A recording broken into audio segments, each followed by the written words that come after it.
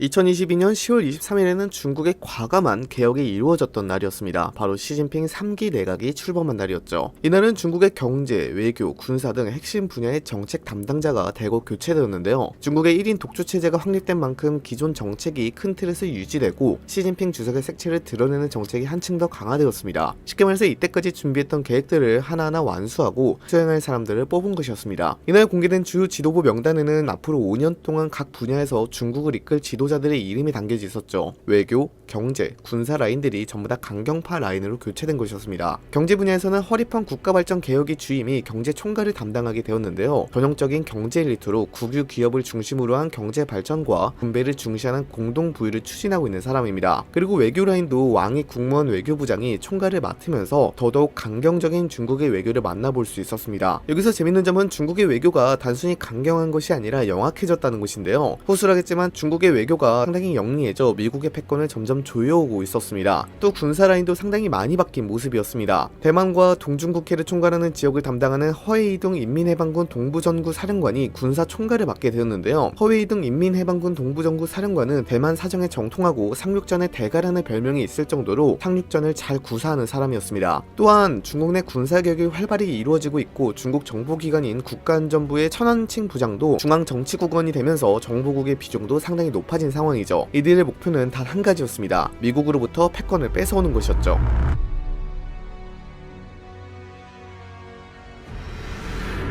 펫보가 고위급 회담을 통해 공식적으로 출범하게 됩니다. 펫보는 반도체 동맹인데요. 한국, 미국, 일본, 대만이 참여하는 반도체 동맹이었습니다. 미국 중심의 반도체 동맹은 글로벌 칩 위기 이후 반도체 공급망 강화를 위한 방안을 모색했는데요. 펫보의 경우에는 미국, 동아시아 반도체 공급망 탄력성 실무 그룹입니다. 국내에서는 삼성전자와 SK하이닉스가 포함되어 있죠. 이 펫보는 세계 반도체 시장을 사실상 장악하는 나라들입니다. 미국은 반도체 설계와 장비 분야에서, 한국과 대만은 반도체 위탁 생산 분야에서, 일본은 반도체용 소재와 장비 분야에서 강점을 갖고 있죠. 따라서 이 4개 국가가 반도체 동맹을 맺게 된다면 중국을 견제하는 동시에 안정적인 반도체 공급이 가능해집니다. 물론 한국이 가입을 할 것인지 말 것인지에 대한 논의가 있었습니다. 중국은 한국의 반도체 수출 60%를 차지하는 최대 교역국이기 때문이었죠. 반도체 기술을 틀어지고 있는 미국과 손잡는 것이 불가피한 동시에 최대 시장인 중국과도 관계를 돈독히 유지해야 하는 어려운 숙제를 안고 있는 것이 한국이어서 한국은 이 펫보에 가입할지 말지에 대한 고민을 계속해왔습니다. 이때 한국은 선택과 집중을 해야 하는 시기라며 가입을 전격 결정하게 되었고 2023년 8월 1일에 펫보가 출범하게 되었죠. 이는 중국의 반도체 굴기에 대한 직접적인 겨냥이었는데요. 이 펫보는 출범을 하자마자 중국에 대한 견제를 이어나갔습니다. 그렇다 보니 중국의 반도체 굴기는 붕괴 직전이었죠. 아니 이미 붕괴한 상황이었습니다. 미국이 유럽과 아시아의 동맹들과 함께 중국에 강한 화력 공세를 퍼부었는데요. 근래에 네덜란드의 ASML까지 개입하기 시작하면서 중국의 반도체 굴기 붕괴는 가속화되었습니다. ASML은 세계 1위 최첨단 반도체 생산 장비 기업이었거든요. 7나노미터 이하의 초미세 반도체 공정 구현이 필수적인 차세대 극자회선 노광 장비를 세계에서 유일하게 생산하는 곳이 ASML이었기 때문에 중국의 타격이 크기도 했습니다. 거기다가 펫보는 5G용 반도체 칩 수출을 금지한 데 이어 4G용 수출도 금지하기 시작하면서 중국을 강하게 조여왔습니다. 중국은 오래전부터 반도체 굴기를 선언했습니다. 미국에 맞서려는 시도를 해왔지만 역부족이었죠. 중국은 2025년까지 반도체 자금률을 70%까지 높인다는 목표를 세우고 이와 관련된 60조 원대 국가 펀드인 대기금을 2014년에 출범시켰으나 현재는 사실상 실패한 상황이었습니다. 별 성과가 없었거든요. 결국 중국의 반도체 회사가 하나둘 무너지기 시작하였고 이는 그대로 중국 경제에 큰 영향을 끼치게 되었습니다.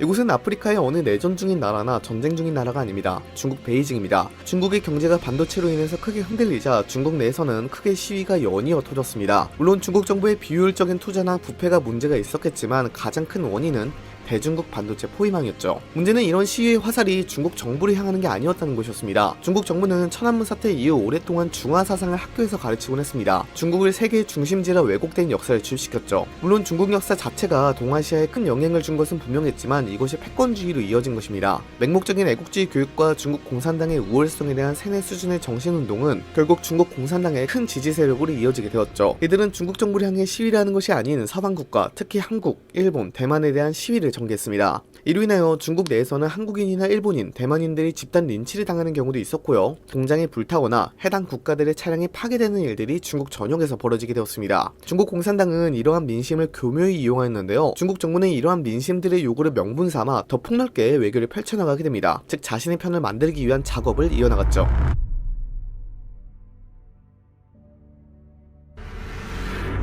세계 경제는 예전 같지 않았습니다. 세계 경제는 곧 블록화가 되었죠. 펫보도 블록화의 일환이었습니다. 코로나19의 대봉쇄와 우크라이나 전쟁의 발발은 세계 경제를 빠르게 악화시켜 나갔는데요. IMF는 2023년 세계 경제 성장률을 3% 미만으로 예상하며 역사적으로도 가장 경제 성장이 둔한 시기라고 표현하기도 했습니다. 그 정도로 세계 경제는 차디찬 얼음바다처럼 꽁꽁 얼고 있는 상황이었죠. 거기다가 우크라이나 전쟁으로 인해서 블록화가 가속화되며 자기와 생각이 맞는 나라들끼리 빠르게 합쳐지기 시작했는데요. 현재 지구에서는 크게 두 가지 세력들이 나뉘게 되었습니다. 미국을 위시한 서방 세계와 중국을 위시한 대륙 세력들이었죠. 이들은 빠르게 힘을 합치며 서로의 힘을 과시하곤 했습니다.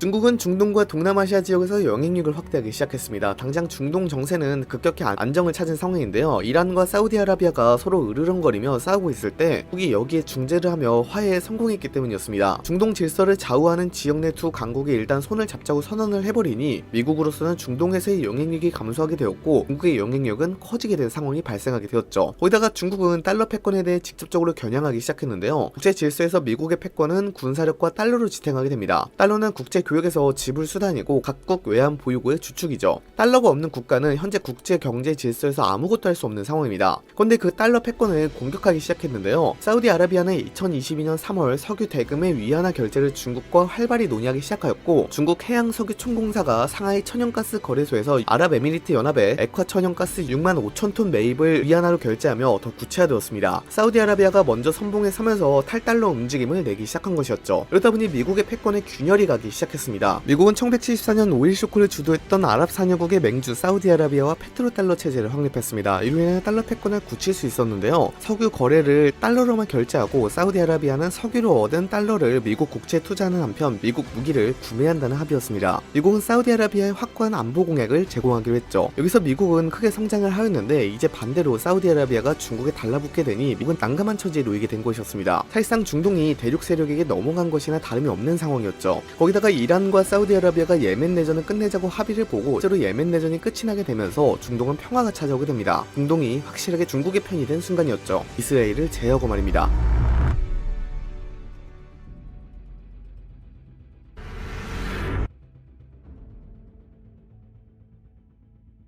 세계에 친중화는 비단 중동만 그런 것이 아니었습니다. 동남아시아에서도 이런 변화의 움직임이 보이기 시작했죠. 2023년 1월에 친미 성향의 응우엔 수원푹 주석은 뇌물 스캔들로 사임을 했습니다. 근데 이 후임에 친중파인 보반트엉 공산당 상임서기가 선출되었는데요. 중국이 뒤에서 도와준 것도 있었으나 중요한 것은 베트남이 친중 체제로 돌아가게 되었다는 것입니다. 현재 권력 서열 1위부터 4위까지 전부 다 친중파였죠. 베트남은 전통적으로 친미파와 친중파가 권력 다툼을 해왔습니다. 공산당 일당 독재 체제를 유지하고 강화하려는 정치 세력은 체제적 유사성을 가진 중국과 가깝고 남중국해 분쟁에서 중국으로부터 영토를 수호하는 것에 큰 가치를 두는 세력은 서방주의를 표방하며 친미 행보를 보여왔죠. 친중파는 대부분 베트남 북부 출신이고 공산당에서 정치 이력을 쌓은 인물이 많았습니다. 친미파의 경우에는 중남부 태생이 많고 주로 정부 고위관료 출신들이죠. 베트남 통일 이후 베트남이 도이머의 정책, 즉 대내 개혁과 대외 개방을 통해 시장 경제를 도입한 이후 친미파가 권력을 잡는 경우가 많았습니다. 근데 이번에 이례적으로 친중파가 베트남의 정권을 차지하다 보니 동남아시아의 세력의 추가 크게 중국 쪽으로 치우쳐지게 되었습니다. 미얀마에서도 쿠데타가 발생하여 친중 세력이 커진 상황이고 태국에서도 현재 집권 중인 태국 군부가 실질적 이익과 이념적 동질성 측면에서 미국보다는 중국의 친근감을 느껴 친중 행보를 펼치고 있는 상황이죠. 라오스도 중립국이라고 하지만 친중 성향이 강한 편이고 캄보디아도 1대1로 전략에 대해 가장 환영하는 모습을 보이기도 하고 미국과 호주와의 군사협력 중지를 선언하는 등 친중인 상황입니다. 말레이시아도 미중 무역 분쟁에서 대놓고 중국을 지지하는 입장을 보이고 있어서 친중이죠. 사실상 동남아시아에서 친미인 국가들이 필리핀과 인도네시아를 제외하고 싹 다 친중인 상황인 것입니다. 이렇게 되면 미국도 크나큰 타격을 입을 수밖에 없는데요. 동남아시아가 넘어가게 돼버리면 주요 무역로까지 뺏기는 위험도 있습니다. 동남아시아에는 말라카 협이 존재합니다. 인도양과 태평양을 연결해주는 통로 역할을 하고 있는데요. 원래 인도양과 태평양을 넘나들 수 있는 항로는 여러 개가 존재하긴 하지만 말라카 협은 현재로서는 가장 최단거리입니다. 전세계 해상 운송량의 20%가량이 이 항로를 통과하고 있죠. 아시아 주요국들이 중동에서 수입한 석유와 가스를 운송하는 항로입니다. 해상로입니다. 파나마 운하, 스웨즈 운하와 함께 전 세계에서 가장 중요한 해상 운송로이죠. 그 해상 운송로를 중국이 먹을 수 있다는 것입니다. 이렇게 되면 중동의 에너지 자원들이 손쉽게 중국으로 넘어가게 되고요. 에너지 패권을 중국이 장악할 수 있게 됩니다. 중국은 지속적으로 영향력을 계속 넓히게 됩니다. 그리고 남중국해에서 본격적인 군사활동을 이어나가며 미국을 직접적으로 겨냥하며 훈련과 무력 시위를 하게 됩니다. 계속해서 동남아시아 친미 국가들을 압박해 나갔죠. 마치 미중 전쟁의 전장은 남중국해가 될 것이라며 계속해서 군사력을 집중해 나가고 있는 상황이었습니다.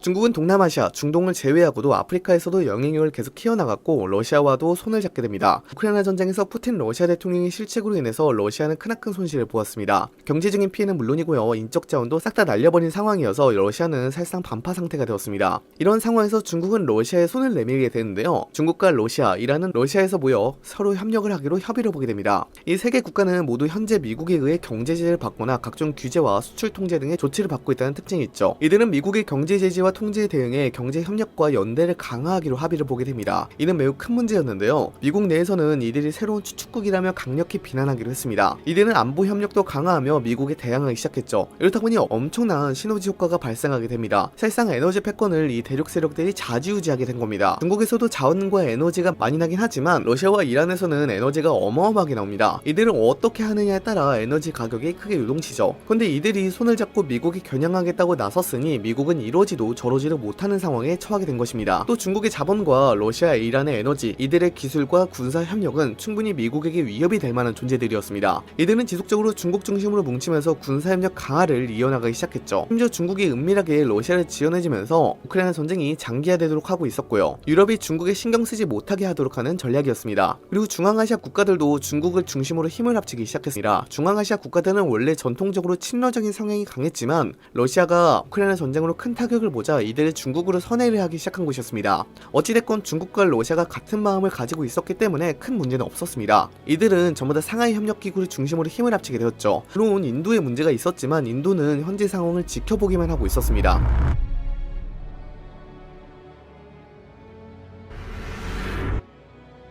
미국도 가만히 있진 않았습니다. 태평양판 나토를 설립하기 위해 지속적으로 아시아 국가들에게 러브콜을 보내기도 했죠. 그리고 태평양에 대한 군사훈련도 강화했는데요. 한국과 일본, 대만, 미국, 호주, 뉴질랜드, 인도네시아, 필리핀 등이 참여한 군사훈련을 지속적으로 하며 중국의 반패권 동맹에 대항하기 시작했습니다. 여기에 캐나다나 영국, 프랑스 등도 참여하며 자신만의 세력을 구축하게 되었죠. 물론 각자의 이해관계가 다르기 때문에 태평양판 나토 설립에는 문제가 컸지만 정기적으로 군사훈련을 하는 데는 합의를 보았습니다. 다만 문제가 있다면 아시아 지역의 미국 동맹들은 그렇게 끈끈한 우정을 쌓지는 않았다는 것입니다. 당장 한국과 일본 간의 과거사 문제가 존재했고요. 또 대만과 한국, 일본은 서로 사이가 그렇게 좋지 못했습니다. 그리고 인도네시아와 호주는 전통적으로 서로 견제를 하던 사이였고요. 그래서 중국보다는 그렇게 시너지 효과가 발휘되지는 못했는데요. 이 점이 나중에 큰 스노볼이 되어 미국에게 악영향을 주게 됩니다. 크게 두 가지 세력이 이 지구를 양분하게 됩니다. 중국과 러시아, 이란의 대륙 세력, 그리고 미국과 유럽, 한국, 일본을 위시로 한 서방 세력으로 말입니다. 그리고 이런 상황 속에서 남중국해에서는 중국이 대규모 군사훈련을 전개한다는 소식이 미국 CIA로 들어오게 됩니다. 이런 소식은 비단 미국 정보기관에서만 들어온 것이 아니었습니다. 한국과 일본 등 인접한 주요국들의 정보기관에도 정보가 들어오게 되었죠.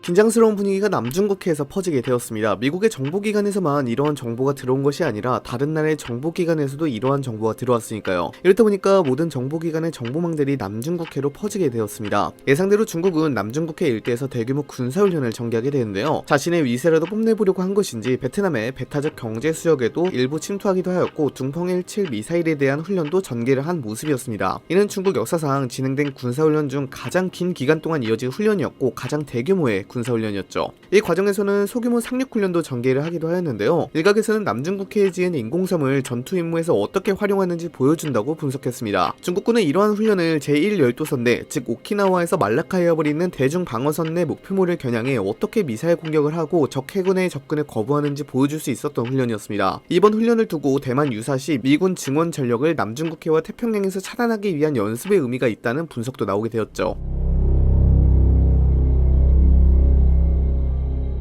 세계가 혼란스러운 상황 속에서 대만에서는 혼란스러운 정세를 이끌 대만의 총통을 뽑는 선거가 열리게 됩니다. 현직 차잉원 총통은 3선 제한 규정으로 인해서 더 이상 나올 수 없었죠. 그래서 민주진보당에서도 새로운 인물을 선출하게 되는데요. 민주진보당에서는 라이칭더 부총통이 후보로 나왔고요. 중국국민당에서는 허우여우이 신베이 시장이 후보로 나왔습니다. 하지만 이 총통 선거는 사뭇 시시하게 끝이 나버렸습니다. 중국의 팽창과 중국의 군사적 압박으로 인해서 많은 대만인들이 반중 감정을 가지게 되었고, 반중을 모토로 하고 있는 민주진보당의 지지율이 급격히 상승했거든요. 또 대만 민중당 후보인 코원저 전 타이베이 시장과 허우여우이 중국 국민당 후보 간의 표심이 분열되면서 라이칭더 후보는 득표율 46%로 제16대 총통으로 선출되게 됩니다. 민주진보당의 정권 재창출이 이루어지게 된 것이죠. 라이칭더 총통은 가난한 광부 집안에서 태어나 지룽시 북부 해안가에서 자란 사람이었습니다. 메이리다오 사건 이후의 세대로 한국으로 치안하면 포스트 386의 입구에 들어간 세대죠. 그리고 라이칭더 총통의 경우에는 국립대만대학의학원과 국립성공대학의학원, 하버드대학교 보건대학원을 다녀간 엘리트 중에도 초엘리트였으며 이후 1994년에 정치에 입문하여 타이난 시장과 부총통을 역임한 인물이었습니다. 참고로 총통 선거까지 총 9번의 선거를 치루었는데 단 한 번도 낙선을 경험해본 적이 없는 인물이었죠. 라이칭더 총통의 경우에는 민주진보당 내에서도 대만 민족주의 기조에 적극 찬동하는 신주류계의 대표주자인데요. 아이러니하게도 전 차잉원 총통이 밀고 있던 인물은 아니었습니다. 왜냐면 차잉원 총통은 범영계라고 불리는 계파였는데요. 현상을 유지하는 걸 원하는 거지 라이칭더 총통처럼 혐중인 성향은 아니었거든요. 근데 라이칭더 총통은 혐중에 가까운 성격이었습니다. 그렇다 보니 대만은 중국과의 대결을 위하여 군사력을 더욱 강화하게 되는데요. 대만군과 미군이 정기적으로 훈련을 받게 되고 대대급 병력들이 지속적으로 미군에 의해서 훈련을 받게 됩니다. 또 미국과 무기 협상을 진행해 각종 공대공 미사일이나 공대지 미사일 등을 수입하고 미국제 차량과 무기들을 수입하게 되죠. 당연히 중국은 노발대발하며 내정 간섭을 하지 말라고 했지만 이미 거스를 수 없게 되었습니다. 미국은 이와 함께 최악의 상황에 대비해 지원할 전쟁 물자를 전략 요충지에 비축하는 계획도 적극 추진하게 되는데요. 한국과 일본의 사전 배치 물자를 확대하게 됩니다. 그 지역은 평택과 오키나와 지역이었죠. 둘 다 미군이 주둔하고 있는 곳이었습니다. 다만 라이칭더 총통의 이러한 생각과는 달리 징병제가 연장되지는 못했습니다. 본래 대만은 2018년에 1년 복무를 4개월 군사훈련으로 개편하면서 사실상 징병제가 폐지된 상황인데요. 그러나 2022년 3월 30일 대만 정부는 복무기간을 1년으로 늘리는 방안을 추진하고 이를 2024년 1월부터 시행하게 되었습니다. 라이칭더 총통은 징병제를 6개월 정도 더 늘려서 군사력 강화를 하려고 했으나 많은 대만인들의 저항에 부딪히면서 이는 실현하지는 못하였습니다. 어찌됐건 라이칭더 총통은 지속적으로 대만에 대한 군사력을 강화하려고 노력하게 됩니다.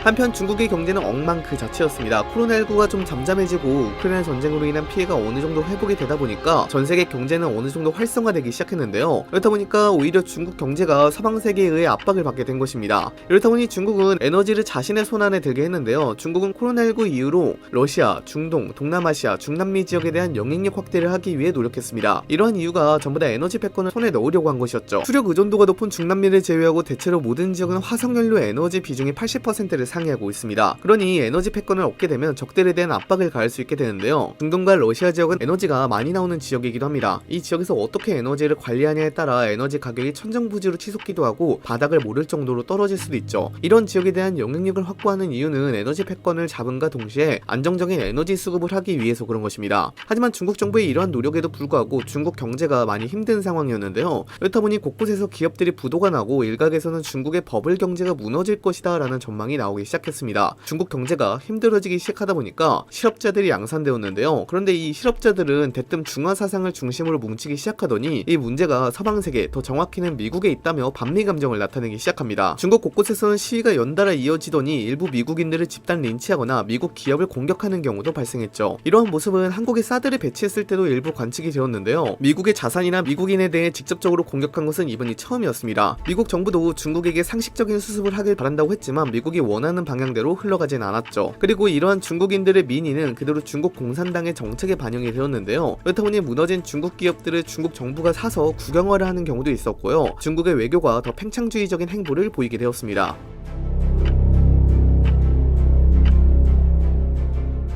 한편 미국의 47대 대통령을 뽑고자 하는 선거가 치루어지게 되었습니다. 민주당에서는 조 바이든 대통령이 한 번 더 선거에 나오게 되었고 공화당에서는 드산티스 플로리다 주지사가 선거에 나오게 되었습니다. 론 드산티스 주지사의 경우에는 도널드 트럼프 전 미국 대통령의 지지자로서 친 트럼프 인사로 분류되었었는데요. 2020년 대선에서 트럼프가 대선에 실패하자 그 대안으로 공화당의 차기 대권주자로 급부상하게 되면서 현재는 트럼프와 거리를 두고 있는 상황입니다. 그런데 이런 선거에서 미국의 인플레이션, 미국의 외교 실패 등의 조 바이든 대통령의 정책 실패에 대한 비판이 이어지면서 통해서 론 데산티스 주지사가 선거에서 승리하게 되었는데요. 데산티스 주지사는 고보수주의자의 성향을 가진 인물이었는데요. 작은 정부를 강조하는 편입니다. 특히나 데산티스 주지사는 고립주의 성향을 보였죠. 그렇다 보니 미국은 유럽에서 관심을 가지는 것보다 자신의 패권을 위협하는 중국에 있는 동아시아에 관심을 가지게 됩니다. 그리고 중국의 영향력을 늘리는 것을 견제하면서 중국의 외교를 막으려고 안간힘을 가하게 됩니다. 우크라이나에 대한 지원을 줄이고 이것을 전부 다 대만에 대한 지원을 하도록 한 것입니다. 이런 상황 속에서 중국은 러시아와 북한과 손을 잡게 됩니다. 더 정확하게는 긴밀한 관계를 갖도록 한 것입니다. 이로써 중국은 러시아의 에너지를 갖게 되었고 북한을 갖게 됨으로써 한국과 주한미군을 견제할 카드가 생기게 됩니다. 이런 상황 속에서 중국은 군사무기에 대한 수출을 줄이기 시작했는데요. 또 방탄복 등의 군사장비 비축을 개시하면서 전쟁을 내기 위한 준비를 보이기 시작합니다. 미국은 상당히 이를 경계하게 되었죠. 그리고 미국에 대해 한방 먹이게 되는데요. 중국이 이란에 대해 호위함과 구축함을 판매하게 된 겁니다. 또한 미국 함대에 대항하려고 대한미사일까지 판매하게 되죠. 대놓고 이란과 중국의 군사협력이 강화되고 있었던 순간이었습니다. 그와 동시에 이란은 자국에 대한 압박을 강화한다면 주요 해상 운송 통로인 호르무즈 해협을 봉쇄하겠다고 위협을 하며 미국에 대한 도발을 합니다. 실제로 이란 해군을 보내어 호르무즈 해협을 일부 봉쇄하기로 할 정도로 미국의 신경을 툭툭 건들기 시작했죠. 호르무즈 해협의 경우에는 주요 산유국들이 생산한 원유가 세계로 수출되는 주요 통로입니다. 이 해협을 통과한 하루 원유 물동량이 전체 원유 해상 운송량의 약 30%에 달할 정도로 많은 원유들이 운송되고 있는 지역이죠. 그렇다 보니 이란은 국제사회의 제재가 이루어질 때마다 해협 봉쇄 카드를 사용하며 전 세계를 대상으로 협박을 하곤 했습니다. 근데 이란이 미국의 압박에 반발하며 호르무즈 해협을 가지고 도발을 한 것입니다. 또 그뿐만 아니라 파키스탄과 인도 간의 국경 분쟁이 심화되기도 했는데요. 그렇다 보니 미국으로서는 외교적으로 크게 골머리를 앓게 됩니다. 전 세계가 크게 요동치고 있다 보니까 데산티스 대통령의 위기관리 능력은 심사대에 올라가게 됩니다. 이때 데산티스 대통령은 일단은 이란에 대한 집중을 하자며 이란을 미국의 함대로 활용하여 압박을 개시했습니다. 한편 미얀마에서는 내전이 종료되게 되었는데요. 중국의 군수품을 받아 강력한 군사력을 키운 미얀마 정부군이 난립해 있던 미얀마 반군을 하나씩 소탕해 나가며 마지막 남아있던 미얀마 반군까지 전부 소탕해버린 것입니다. 그렇다 보니 동남아시아에서의 중국 영향력은 더 확대되게 되었는데요. 미얀마를 통하여 중국은 본격적으로 인도양으로 진출할 수 있게 되었고 베트남에서도 친중 세력들이 정권을 잡다 보니까 아세안을 들고 흔들 수 있게 되었습니다. 동남아시아까지 중국의 편으로 만들게 된 순간이었죠. 물론 아세안의 경우에는 완전한 친중이라기보다는 미국과 중국을 벗어난 제3지대 시도이긴 했는데요. 어찌됐건 중국과 손을 잡으며 중립을 시도하고 있는 상황이기 때문에 중국 입장에서는 안정적인 에너지 수송로가 생겼고 대만을 공격할 때 후방을 안정적으로 둘 수 있게 되었습니다. 그런 상황 속에서 중국은 미국에 대한 도발을 더 진행하게 되는데요. 바로 북한을 상하이 협력기구에 가입시키게 된 것입니다. 상하이 협력기구는 상대적으로 느슨한 안보 협력 체제였지만 나토에 준하는 형태로 기구의 협력 모델안이 언급되기 시작하면서 2015년부터는 본격적으로 그 역할에 대한 입장이 커지게 되었는데요. 북한이 이 상하이 협력기구에 가입하기 시작하면서 중국의 영향력은 더더욱 커지게 되었습니다.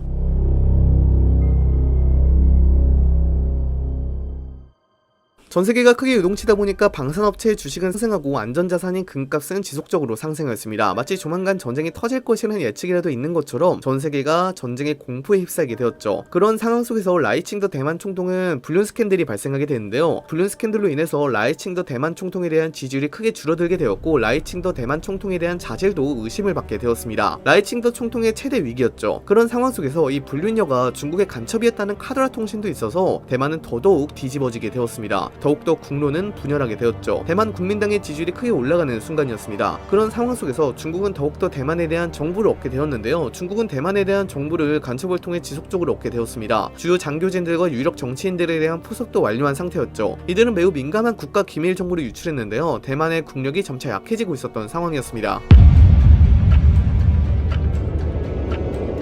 한편 중국 남부 해안에 병력이 집중되는 것이 포착되게 됩니다. 만주 지역의 병력들도 일부 남부 해안으로 이동했죠. 이는 미국의 정찰위성을 통하여 확인을 했는데요. 조금씩 남부 쪽으로 병력을 집중한 모습이었습니다. 하지만 그렇다고 해서 미국 함대가 대만에 대해 집중할 수는 없는 노릇이었습니다. 유럽에 대한 집중을 줄이긴 했지만 중동과 동남아시아에서 벌어진 이슈 때문에 함대를 한 곳에 집중하기가 힘들었거든요. 거기다가 러시아 해군이 일본 영해에 침입하며 쿠레일 혈도에 대한 분쟁도 발생하고 있는 상황인지라 미국의 7함대마저도 대만에 대해 집중할 수가 없는 상황이었습니다. 됩니다. 긴장도는 계속 올라가게 되었죠. 그리고 중국군은 정기 훈련을 중단하고 모든 장비들의 점검을 실시하게 되는데요. 해군과 공군은 함정, 잠수함, 항공모함 등을 미국과 대만의 공습을 피해 대만 해역 근처에 있는 해군기지나 공군 비행장에서 멀리 떨어진 곳으로 이전시키게 됩니다. 그리고 중국 해군은 잠수함 전기 배터리를 교체하고 미사일, 어뢰 선적 및 발사 훈련을 전개하죠. 대만 맞은편에 있는 동부와 남부 정부 사령부는 훈련 때에는 드러나지 않았던 침공 준비에 들어가게 되는데요. 공항이나 항구 주변에는 야전 병원이 설치되었고요. 중국 전역에서는 헌혈 캠페인이 실시되게 됩니다. 이동식 사령부가 군기지를 떠나 숨겨진 장소로 이동하였으며 민간 항구는 석유와 윤활유 등 대만 침공에 사용될 물자들이 보급선에 선적되게 되었습니다. 중국에서는 1979년 이후 처음으로 총동원령이 선포되게 됩니다. 특히 지방정부의 동원위원회는 민간 선박, 대형 카페리, 항공기, 기차, 트럭 등을 증발하고 사람들도 엄청나게 동원하였죠. 이들은 미군 폭격으로 파괴되는 인프라를 수리하는 데 투입되기를 전망인데요. 아무리 조용히 움직였다고는 하나 이러한 지표들은 중국 미디어에 먼저 보도되므로 서방 세계에서도 곧바로 포착하게 되었습니다. 또한 광둥성에서는 전쟁 동원 비밀 문서가 공개되기도 했습니다. 이 문서에는 광둥성 정부에서 실시하는 엄청난 동원 목록이 적혀 있었는데요. 수십만의 인력, 선박 1000척, 공항 20개소, 조선소 6곳, 의약품, 식량, 에너지 저장시설 등이었습니다. 광둥성은 대만에 인접한 부유하고 산업화된 전략 요충지입니다. 다른 성 정부들, 특히 해안에 끼고 있는 다른 성에서도 유사한 동원 항목들이 지정되게 되었죠. 중국을 보통 피크 차이나라고 표현하곤 합니다. 국력의 정점에 올라서 그렇습니다. 심각해지는 성장 둔화와 급속한 노령화와 노동인구 축소, 늑대 외교가 초래한 적대 국가들까지 이제 세락을 걱정하며 지금 아니면 기회가 없을 것이라는 보안과 초조가 중국 정부를 지배하게 되었습니다. 그래서 1914년 독일과 1941년 일본, 그리고 2022년에 러시아가 무력 도박을 감행했듯이 중국도 바로 강대국 성세 주기에 가장 위험한 단계에 이르렀는데요. 중국은 자신의 과업인 대만 통일을 위한 준비를 척척 진행하게 되었습니다. 중국이 이러한 움직임을 하다 보니까 미국은 일단 대만에 집중하기로 결정하게 되는데요. 미 함대와 영국 함대들이 점차 동아시아로 직결하게 됩니다.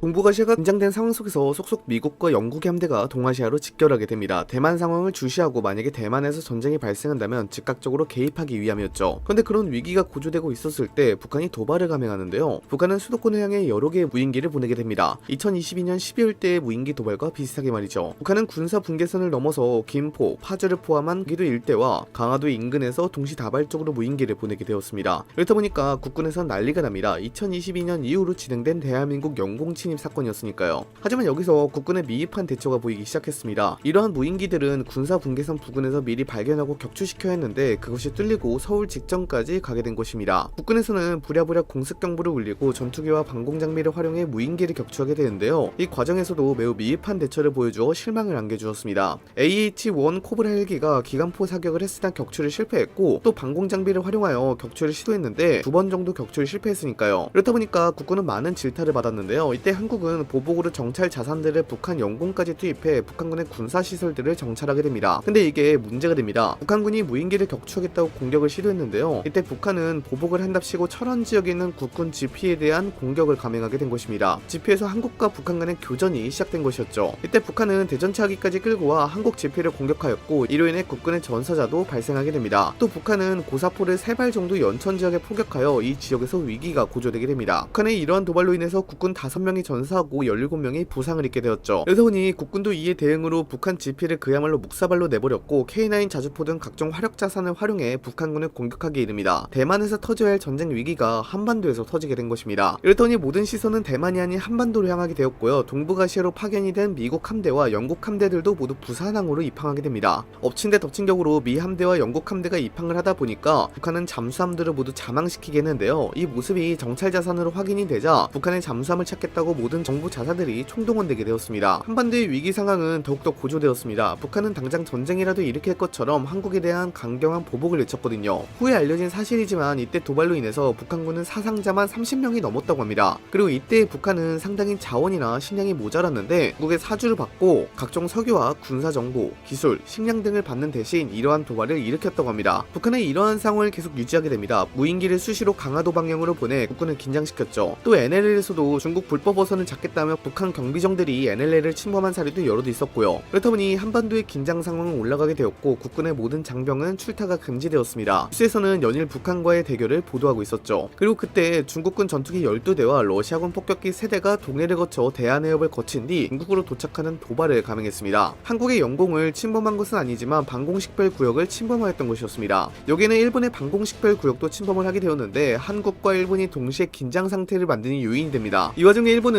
중국군과 러시아군이 자신의固유의 영토인 독도를 침범했다며 강력히 항의하였고 한국은 일본에 대해 항의를 보내는 일도 발생하였습니다. 또 러시아 태평양 함대는 쿠릴레일도 도발을 감행해 일본에 대한 영해 침범도 강행하기도 했죠. 그리고 러시아 해군의 킬로급 잠수함이 일본 함대를 미행하다가 발각된 일도 발생했고요. 동시다발적으로 동북아시아에서 이런 일이 발생하다 보니까 대만이 아니라 한국과 일본에서 곧 전쟁이 날 것처럼 상황이 발생하였는데요. 미국 함대와 영국 함대는 한반도 상황에 집중하기 위해서 한국과 일본하고 적극적으로 공조를 하기 시작합니다. 일본에서는 전후 최초로 치안 출동이라는 것이 발령되기도 했죠. 일종의 계엄령 같은 것인데요. 전쟁 분위기가 고조되자 선제적인 대응으로 이를 발동시킨 것입니다.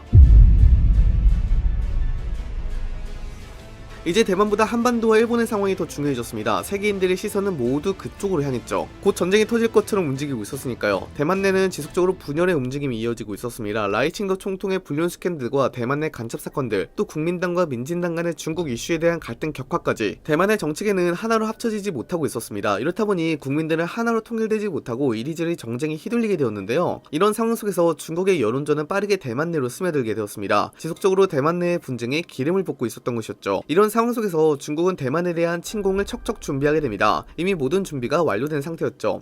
3-4개월 전부터 진행된 준비가 끝이 나게 된 것입니다. 속전속결로 끝내기 위해 각종 미사일 포대의 이전도 완료한 상태였고 40만 명이나 동원했으니까요. 그리고 서방 세계가 한반도와 일본에 집중해 있는 사이 중국군은 전격 대만에 대한 침공을 개시하게 됩니다.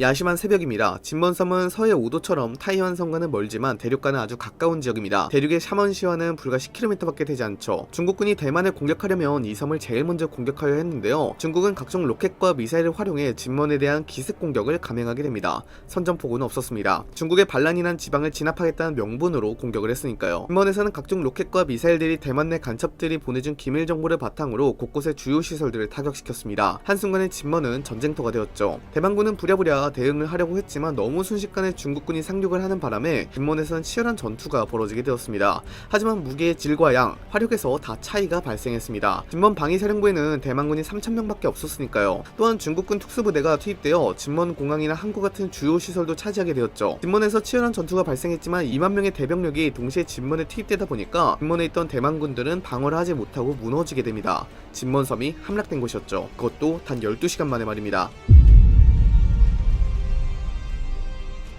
대만으로 향하는 섬에는 펑우섬이라는 섬도 있습니다. 이 섬도 마찬가지로 타이안에 상륙하기 전에 먼저 점령해야 하는 섬 중 하나인데요. 펑우섬에서도 진먼섬이 공격을 당할 때쯤에 각종 미사일 공격을 당하게 되었습니다. 그리고 진먼에서 공격을 받은 지 3시간 정도 뒤에 중국군 상륙함대들이 포착되게 되었고 중국의 각종 전투기와 미사일 세를 더 받게 되었습니다. 그리고 펑우에서도 상륙작전과 공수작전이 동시에 전개되며 전투가 일어나게 되었는데요. 펑우 방어사령부는 8,000명 정도의 병력이 있습니다. 이들이 2회 정도 중국군을 격퇴하는 데 성공했으나 대규모 병력을 전부 막는 것은 실패했죠. 거기다가 제공권과 제해권이 진작에 중국에게 넘어간 상황이어서 펑우와 진먼은 사실상 고립이 될 수밖에 없었고 대만의 모든 기밀사항을 다 알고 있던 중국 입장에서는 어디를 공격해야 하고 어디를 타격해야 하는지 모두 알 수 있었기에 해당 지역을 비교적 손쉽게 점령하게 되었습니다.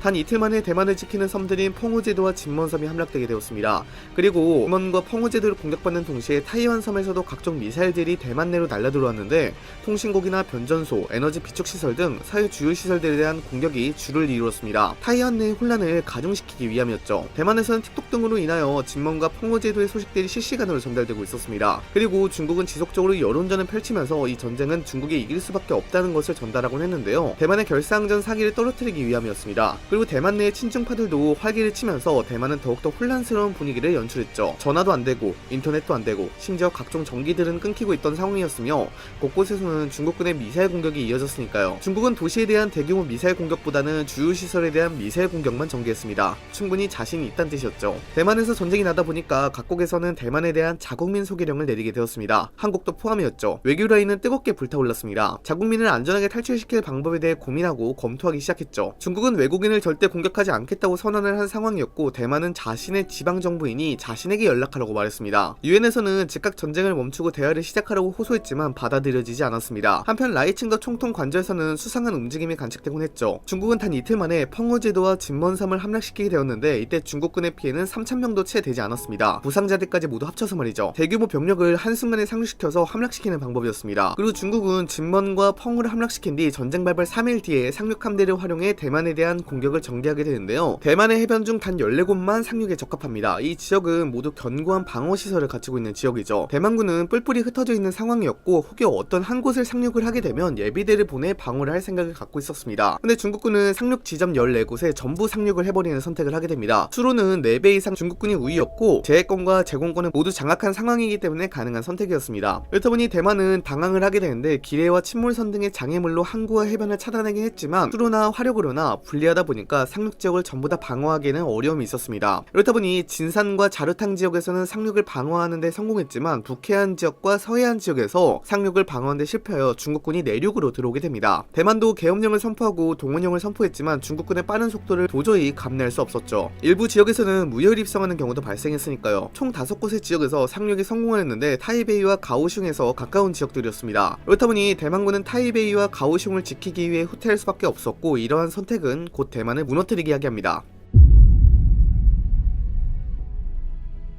대만이 공격을 받다 보니 미국에서도 난리가 났습니다. 미국은 부랴부랴 작게대로 주한미군의 공군기와 주일미군의 공군기, 괌 등에 위치한 공군기들을 모아 대만을 향해 투입하게 되는데요. 이때 주한미군에서는 주한미군의 4개 전투비행 대대 중에 2개 대대가 차출되어 전투에 참여하게 되었습니다. 근데 문제는 이 타이안 섬이 중국 본토와 너무 가깝다 보니까 미국 공군기들의 피해가 발생하기 시작한 것이었습니다. 중국의 방공망과 중국 해군의 방공망으로 인해서 미국 공군기들이 하나둘 떨어지기 시작했죠. 이렇다 보니까 미 7함대가 오지 않으면 작전을 수행할 수 없는 상황이 마련되었습니다. 작전을 하더라도 대만 동안 지역에서만 작전을 수행할 수 있을 정도였죠. 하지만 한 번 정도 대만 북부 지역에 대한 공격을 감행해 타이비에서 출발한 수송기 한 대를 호위하는 모습을 그리기도 했는데요. 냉전 이후 중국과 미국의 교전한 첫 번째 사례였습니다. 미국의 공군기들도 중국의 방공망을 우려해 깊숙이 개입을 못하는 상황이었습니다. 물론 양국 간의 전투기 성능이 있다 보니까 중국군의 전투기 피해가 크긴 했지만 미군의 전투기들도 피해가 큰 상황이었죠. 그런 상황 속에서 중국군은 빠르게 대만 내륙으로 진입하기 시작합니다. 대만군이 저항을 해보긴 했으나 속수무책이었죠.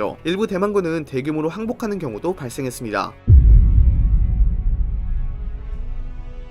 대만 타이베이입니다. 이곳은 미사일 공격을 계속 받고 있었습니다. 대만 입법원에서는 또 한 번 정쟁이 이어지게 되는데요. 민진당과 국민당이 내부에서 결사항전을 하자고 의견서를 모으게 되는데요. 이후 라이칭더 총통 관저를 방문해 대만의 결사항전을 세계에 보여줘야 한다는 결의를 하게 됩니다. 그리고 라이칭더 총통 관저를 방문하는데 라이칭더 총통이 없어진 것이었습니다. 라이칭더 총통이 전쟁이 나자 미군의 호의를 받고 가까운 오키나와로 도망을 간 것이었죠. 라이칭더 총통이 도망갔다는 소식이 전달되다 보니까 정치계는 다시 분열하기 시작했습니다. 피해를 줄이기 위해 협상을 해야 한다는 세력과 끝까지 결상전을 해야 한다는 세력이 정쟁을 이어나갔죠. 그리고 이러한 모습은 그대로 중국 첩보에 걸려들게 되면서 이 소식은 여론전을 통하여 대만 국민들에게도 전달되는데요. 라이칭더 대만 총통이 도망을 갔다 보니까 국민들의 결상전 의지도 줄어들게 되었습니다. 중국군은 계속해서 대만군을 분쇄시키며 전진 중이었고, 국군은 상륙한 당일에 꽤나 많은 영토를 장악하게 됩니다. 물론 일부 지역에서는 대만군이 승리한 지역도 있긴 했으나 이곳으로 전세를 뒤집기에는 역부족이었습니다. 그리고 전쟁 발발 5일이 된 시점에서 중국군은 타이베이 앞까지 오게 되었죠.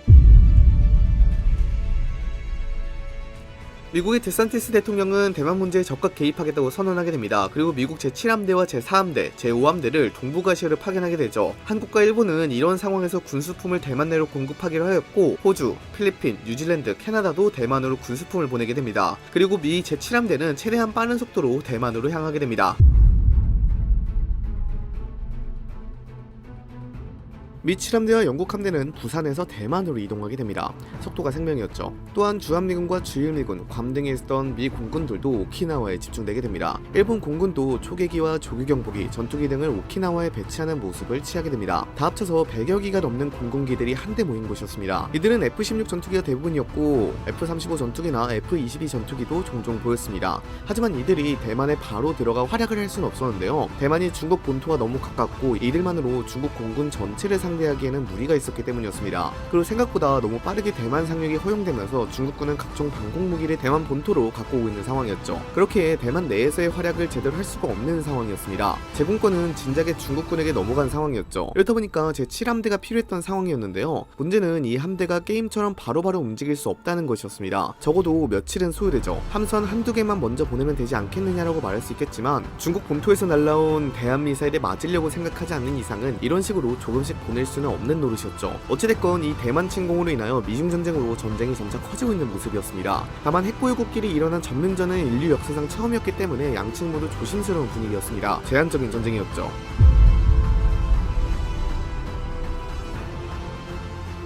중국군은 상륙에 성공하고 대만군은 타이베이와 가오슝을 지키기 위해 후퇴를 하면서 중국군은 빠르게 대만 내륙으로 들어가게 되었습니다. 그리고 타이베이와 가오슝을 중국군이 빠르게 포위하게 되는데요. 중국군 입장에서도 시가전을 하기에는 다소 무리가 있었습니다. 시가전은 현대의 공성전이라는 말이 있을 정도로 상당히 힘든 싸움입니다. 전차를 비롯한 기갑 전력도 제대로 기동하기가 힘들고 포격이나 폭격 등으로 할 수 있는 것도 한계가 있죠. 현대에 지어진 철근 콘크리트 건물은 핵무기가 사용되어도 그것을 완전히 없앨 수 없을 정도의 견고함을 가지고 있습니다. 그렇게 철근 콘크리트 건물에 숨어서 농성을 하게 되면 공격자 입장에선 답이 없어지죠. 거기다가 건물이 무너지면 숨을 곳도 많아지기 때문에 폐허 속에서 난무하는 부비트랩, 저격수, 자폭 테러병, IED 등을 상대해야 합니다. 중국군 입장에서는 상당히 골치가 아픈 상황이죠. 거기다가 이 과정에서 상당한 인명피해와 전비 손실 등 자국에서는 정치적인 부담이 되는 손실을 강요할 수 있기 때문에 중국군은 신중에 신중을 가합니다. 그러면서 타이베이와 가오슝을 포위한 사이 다른 지역들을 점령해 나가고 있는 중국군이었죠. 한편 대만에서는 정계가 분열되는 듯한 모습이었습니다. 크게 국민당과 민진당으로 나뉜 세력들이 서로 각자의 생각만 말하며 통합을 할 수 없는 상황이었습니다. 마치 2차 세계대전 당시 프랑스의 상황과 비슷하게 말이죠. 이렇게 통합이 안 되는 것은 온전히 라이칭더 총통 때문이었죠. 전시 상황에서 국가 지도자의 역할은 아주 중요합니다.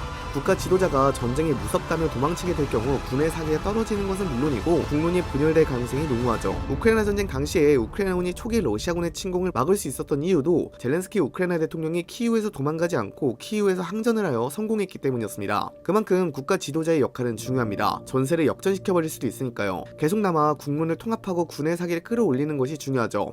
하지만 라이칭더 총통은 오키나와로 도망을 가버렸는데요.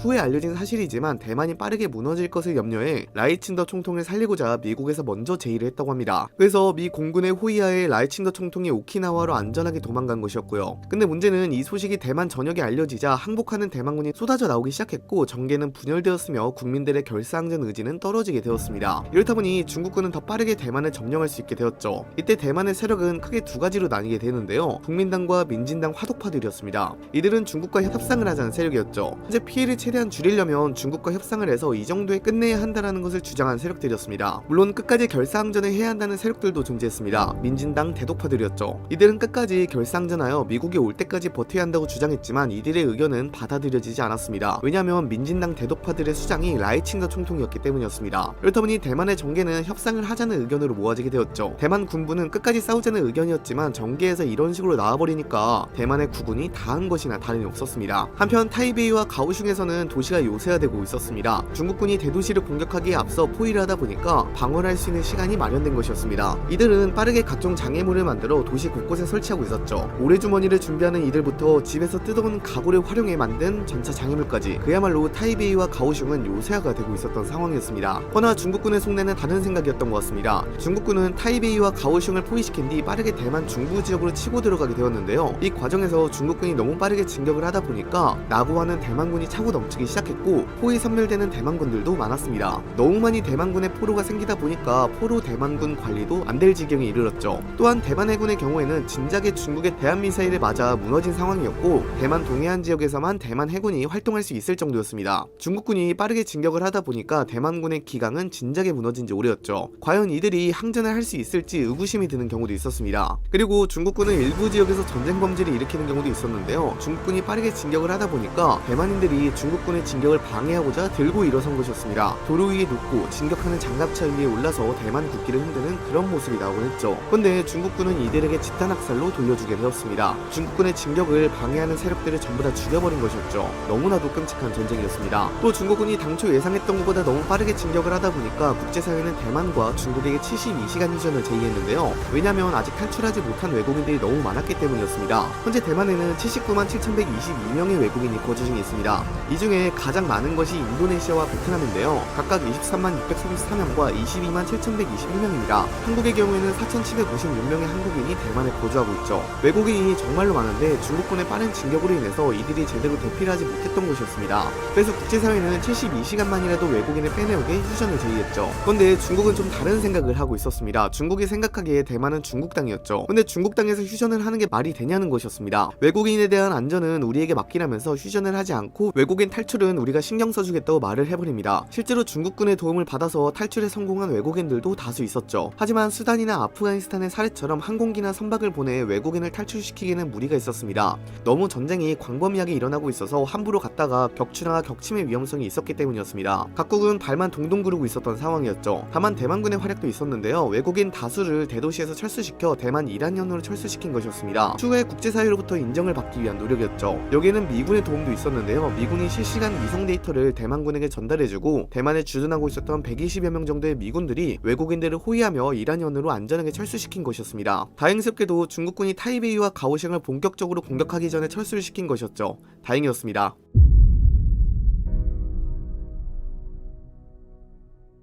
그리고 타이베이와 가오슝에서는 포격 소리가 들리며 본격적인 전투의 서막이 시작되게 됩니다. 타이베이와 가오슝에서는 온갖 미사일과 포탄들이 날라오며 아수라장이 되었죠. 각국 대표부들도 예외는 아니었습니다. 허나 다행이라면 중국이 이곳을 겨냥하고 공격하진 않았고 중국군을 보내어 각국 대표부들이 모여있는 지역으로 진격시켜 각국 외교관을 중국군이 철수시키는 모습이 연출되곤 했죠. 타이베이와 가오슝은 아수라장 그 자체였습니다. 특히나 가오슝이 집중적으로 공격을 받곤 했는데요. 항구 도시여서 외국으로부터 지원을 받는 것을 사전에 차단하기 위함이었습니다. 이렇게 피비린내 나는 시가전이 시작되게 되었죠. 대만군도 최대한 저항하기 위해 건물에 들어가 농성을 하는 모습을 보이기도 했습니다.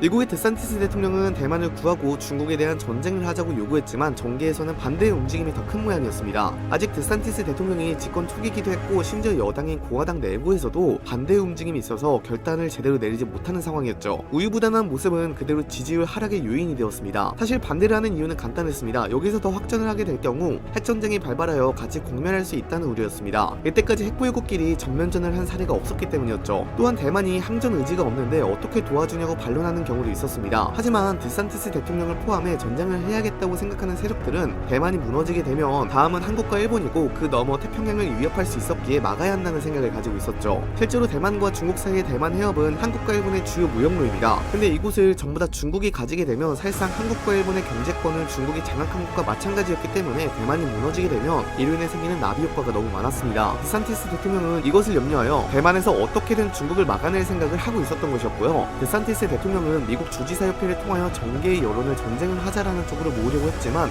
역시나 역부족이었습니다. 얼마나 역부족이었는지 전쟁 강소리까지 들을 정도였습니다. 미국 주지사협회에서는 데산티스 대통령의 결단을 지지하는 방향이었지만 의회 세력들이 계속 반대하고 있는 상황이었습니다.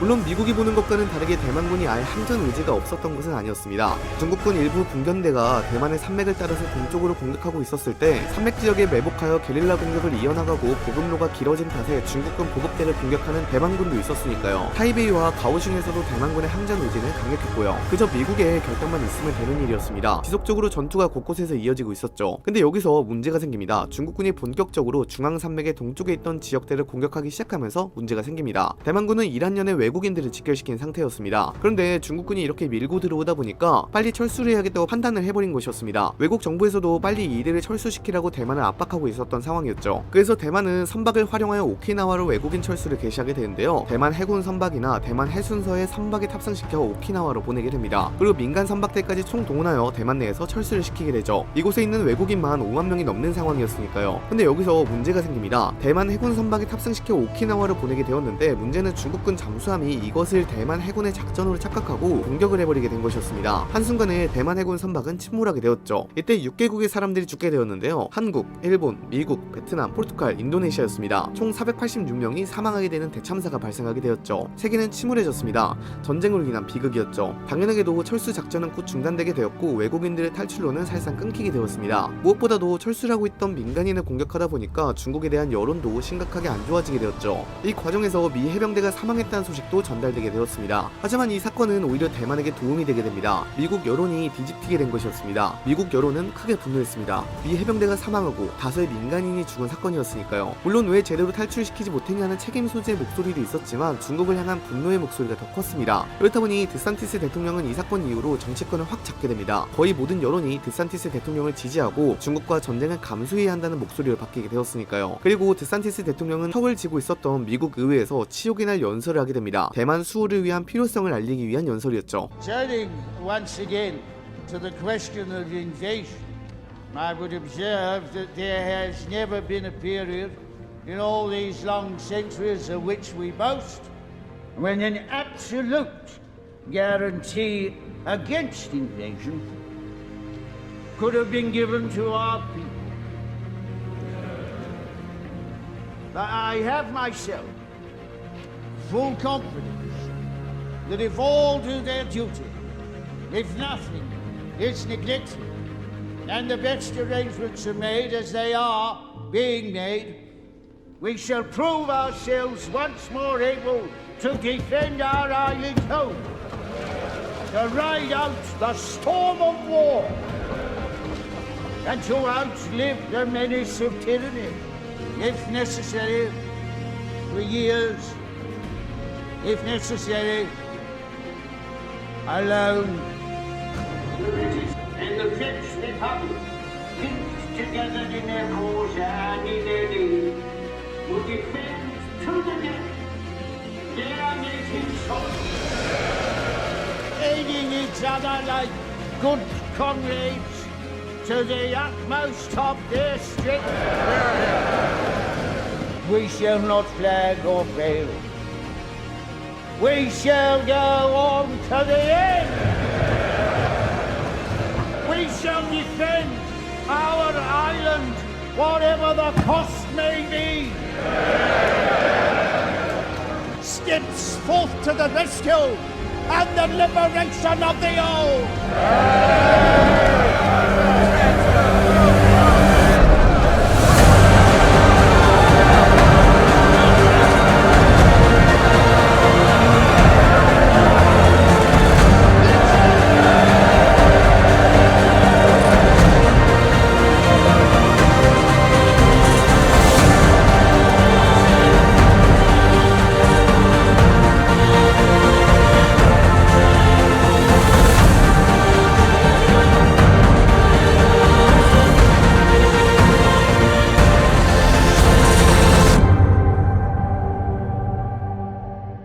드산티스 대통령은 치욕의 날 연설을 통하여 의회 세력들까지 자신의 편으로 만들었지만 상황이 개선된 것은 아니었습니다. 이것은 그저 미국이 중국과 전쟁을 수행할 수 있는 원동력에 불과했습니다. 하지만 그 원동력과는 다르게 대만에 즉각적인 지원을 할 수 없다는 게 큰 문제였는데요. 미국이 대한민국의 평택과 일본 오키나와에 군수물자를 쌓아두고 유사시에 바로 지원을 할 수 있도록 준비를 하긴 했지만 대만 상륙이 생각보다 빨리 성공하는 바람에 대만에 바로 지원을 할 수는 없었습니다. 군수품을 수송선에 싣고 대만에 가려면 대만을 포위하고 있는 중국군을 물리쳐야 했거든요. 그리고 대만 내의 항구가 제한적인데 현재 그곳은 중국군과 대만군 간의 전투가 이루어지고 있는 곳인지라 수송선을 하역하기가 힘든 상황이었습니다. 그렇게 제7함대를 하루빨리 보내어 제해권을 먼저 얻는 것이 중요했죠. 하지만 제7함대가 함부로 대만 해협에서 활동하기에는 어려움이 컸습니다. 중국도 이에 만반의 준비를 한 상태인지라 대한미사일을 해안가 곳곳에 건설해놨거든요. 이 대한미사일의 경우에는 1972년에 소련이 최초로 개발한 데 이어 현재까지도 활발한 연구가 이어지고 있는 미사일입니다. 보통 통상탄두의 폭발과 운동에너지로 항공모함을 한 번에 격침시킬 수 있도록 만들어 놓는데요. 핵탄두와 달리 움직이는 항공모함의 일을 명중시켜야 해서 굉장히 어려운 기술 중 하나로 뽑히고 있었으나 기술의 발달로 인해서 현재는 충분히 위협 가능한 수준까지 올라온 상태입니다. 중국군은 미 해군의 함대를 견제하기 위해 상당한 양의 대함 탄도미사일을 개발해야 하는데요. A2AD 전략을 수행하기 위해서였습니다. 당연하게도 중국의 해군력으로는 미 해군을 이기기는 힘듭니다. 그래서 내세운 것이 바로 대함 탄도미사일이었는데요. 중국은 세계 최초로 실용화된 통상탄두 대함 대만 탄도미사일 ASBM DF-21D 등을 통하여 미국 미함대 접근을 거부하고자 하는 전략을 사용하게 됩니다. 물론 미국도 진작에 이러한 탄도미사일을 잡아낼 SM-3를 실전 배치하고 일본과 합작하여 ICBM조차 제한적으로 잡아볼 수 있을 만한 성능을 만들고 있는 상황이어서 중국의 A2AD 전략이 이루어지지 않을 수도 있지만 아직까지 실전으로 이루어진 적이 없어서 미 해군 입장에서는 상당히 조심스러울 수밖에 없습니다. 그래서 대만 해협 인근까지 갔지만 중국의 대한미사일을 걱정할 수밖에 없었고, 이렇다 보니 제한적인 작전만 하게 되었죠. 적어도 다른 함대가 추가로 지원이 오지 않는 이상은 7함대가 단독으로 대만 해협을 넘나들며 중국군을 공격하기에는 무리가 있었습니다. 그래서 대만 동부 해안에만 머물며 제해권과 제공권을 가져오기 위한 전투를 이어나가게 됩니다.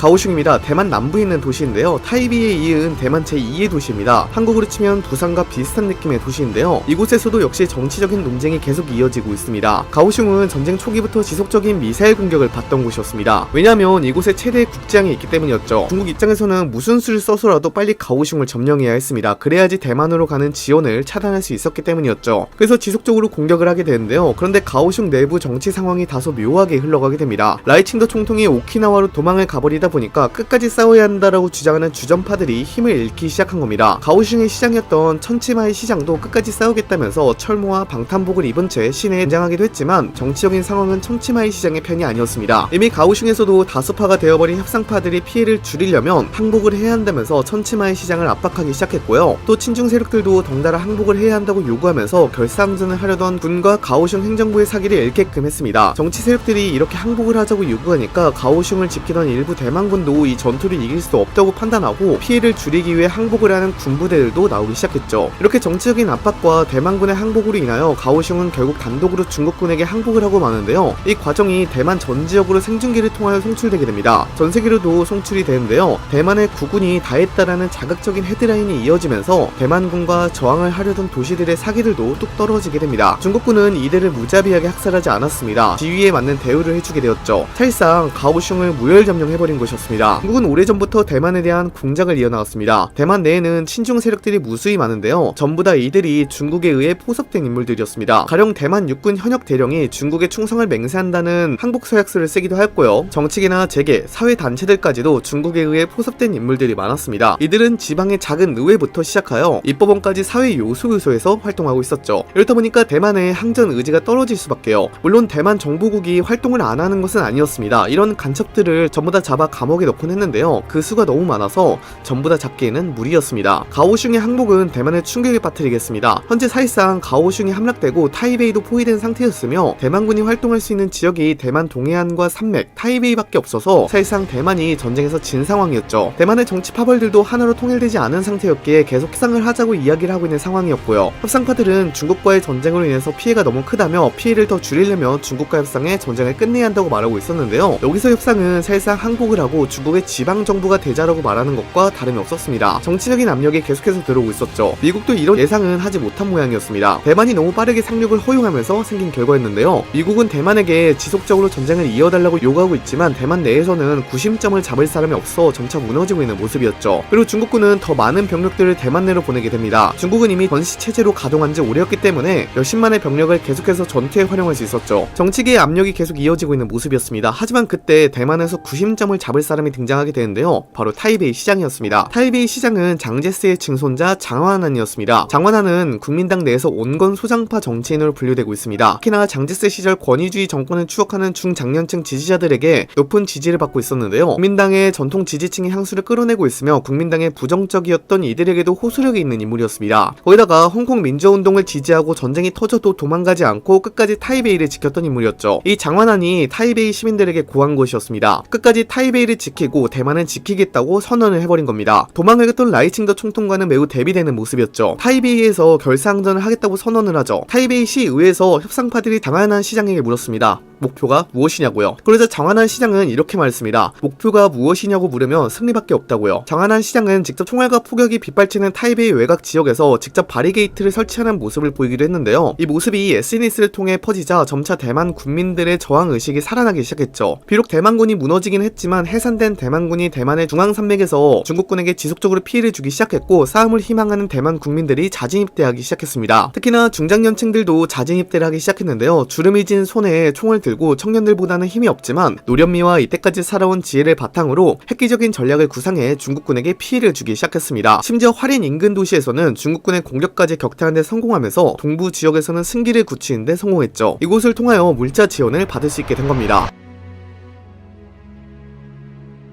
대만이 사실상 전쟁에서 진 것이 아니냐는 기자들의 질문에 미국도 대만이 무너지지 않았다고 설명했습니다. 미국은 오키나와로 도망친 라이칭들을 활용해 망명정부 설립을 시도하였는데요. 오키나와로 도망친 관료들이 외국으로 가서 외국과 외교를 하기 시작했고 외국은 이에 응하며 대만을 지원하게 되는 계기가 됩니다. 벌써 56개국이 대만 지원을 하고 있거나 하기로 약속했죠. 물론 대만 국민들이 대만 망명정부를 인정한 것은 아니지만 망명정부가 있다는 것 하나만으로 전쟁 유지의 명분이 생기게 된 것입니다. 그리고 타이베이의 항전과 중앙산맥들의 게릴라, 동부 지역 에서의 승전은 대만이 계속 전쟁을 이어갈 수 있게끔 하였습니다. 또한 사기가 떨어진 군부들도 끝까지 싸우겠다고 선언하였으니 대만은 계속 전쟁을 이어나갈 수 있게 되었죠. 오키나와입니다. 이곳에는 세계 각지에서 대만을 지원하기 위해 모인 병력들이 모이고 있었습니다. 7함대는 이미 대만 동부 해안에서 작전을 수행하고 있었고 4함대와 5함대가 오키나와를 이동하고 있었으며 호주, 뉴질랜드, 캐나다, 영국 함대들도 속속 오키나와에 집중하고 있었습니다. 미 해병대들도 오키나와에 집중되어 바로 대만에 투입될 준비를 하고 있었고요. 7함대의 경우에는 한번 중국과 전투를 치르긴 하였는데 중국군의 방공망도 뛰어난 상황이라서 7함대의 전투기 편대가 큰 피해를 보기도 하였습니다. 그리고 7함대는 동부 해안에서 가오슝 해안가를 이동하여 중국군을 한 차례 공격하기도 하였으며 중국군의 보급이 대만으로 이어지지 않도록 하기 위한 조치를 취하게 됩니다. 이 와중에 평택과 오키나와에서는 대만으로 이송될 군수품이 적재되고 있었죠. 한국군도 포탄 수백만 발을 생산하며 평택으로 이동시켰고 각종 군사무기들을 평택으로 이동시키고 있었습니다. 대반격을 위한 사막이 차차 준비되고 있었던 것이었습니다. 하지만 그때 미군은 믿을 수 없는 소식을 전해 듣게 됩니다. 중국이 대한미사일을 발사하여 7함대를 공격했다는 것이었습니다. 이로 인하여 7함대의 구축함 함대가 격침되었으며 니미츠급 항공모함도 큰 피해를 받았다는 소식이 전달되었죠. 이 소식은 세계에 충격을 안겨주게 되었습니다. 에일라트 쇼크와 액조세 쇼크 이후 일어난 세 번째 대한미사일 쇼크였습니다. 거기다가 대만으로 지원해가는 수송선이 오키나와에서 하렌으로 이동하고 있었는데 중국 해군이 거기에 공격을 퍼부어 수송선들을 공격하고 있었습니다. 그리고 중국군은 오키나와 평택에서 지속적으로 미군이 대만을 지원해준다는 사실을 파악하고 돌이킬 수 없는 실수를 저지르고 마는데요. 군수품이 밀집해있고 지속적으로 대만에게 지원을 하고 있던 해외 미군 기지를 공격하고 만 것입니다.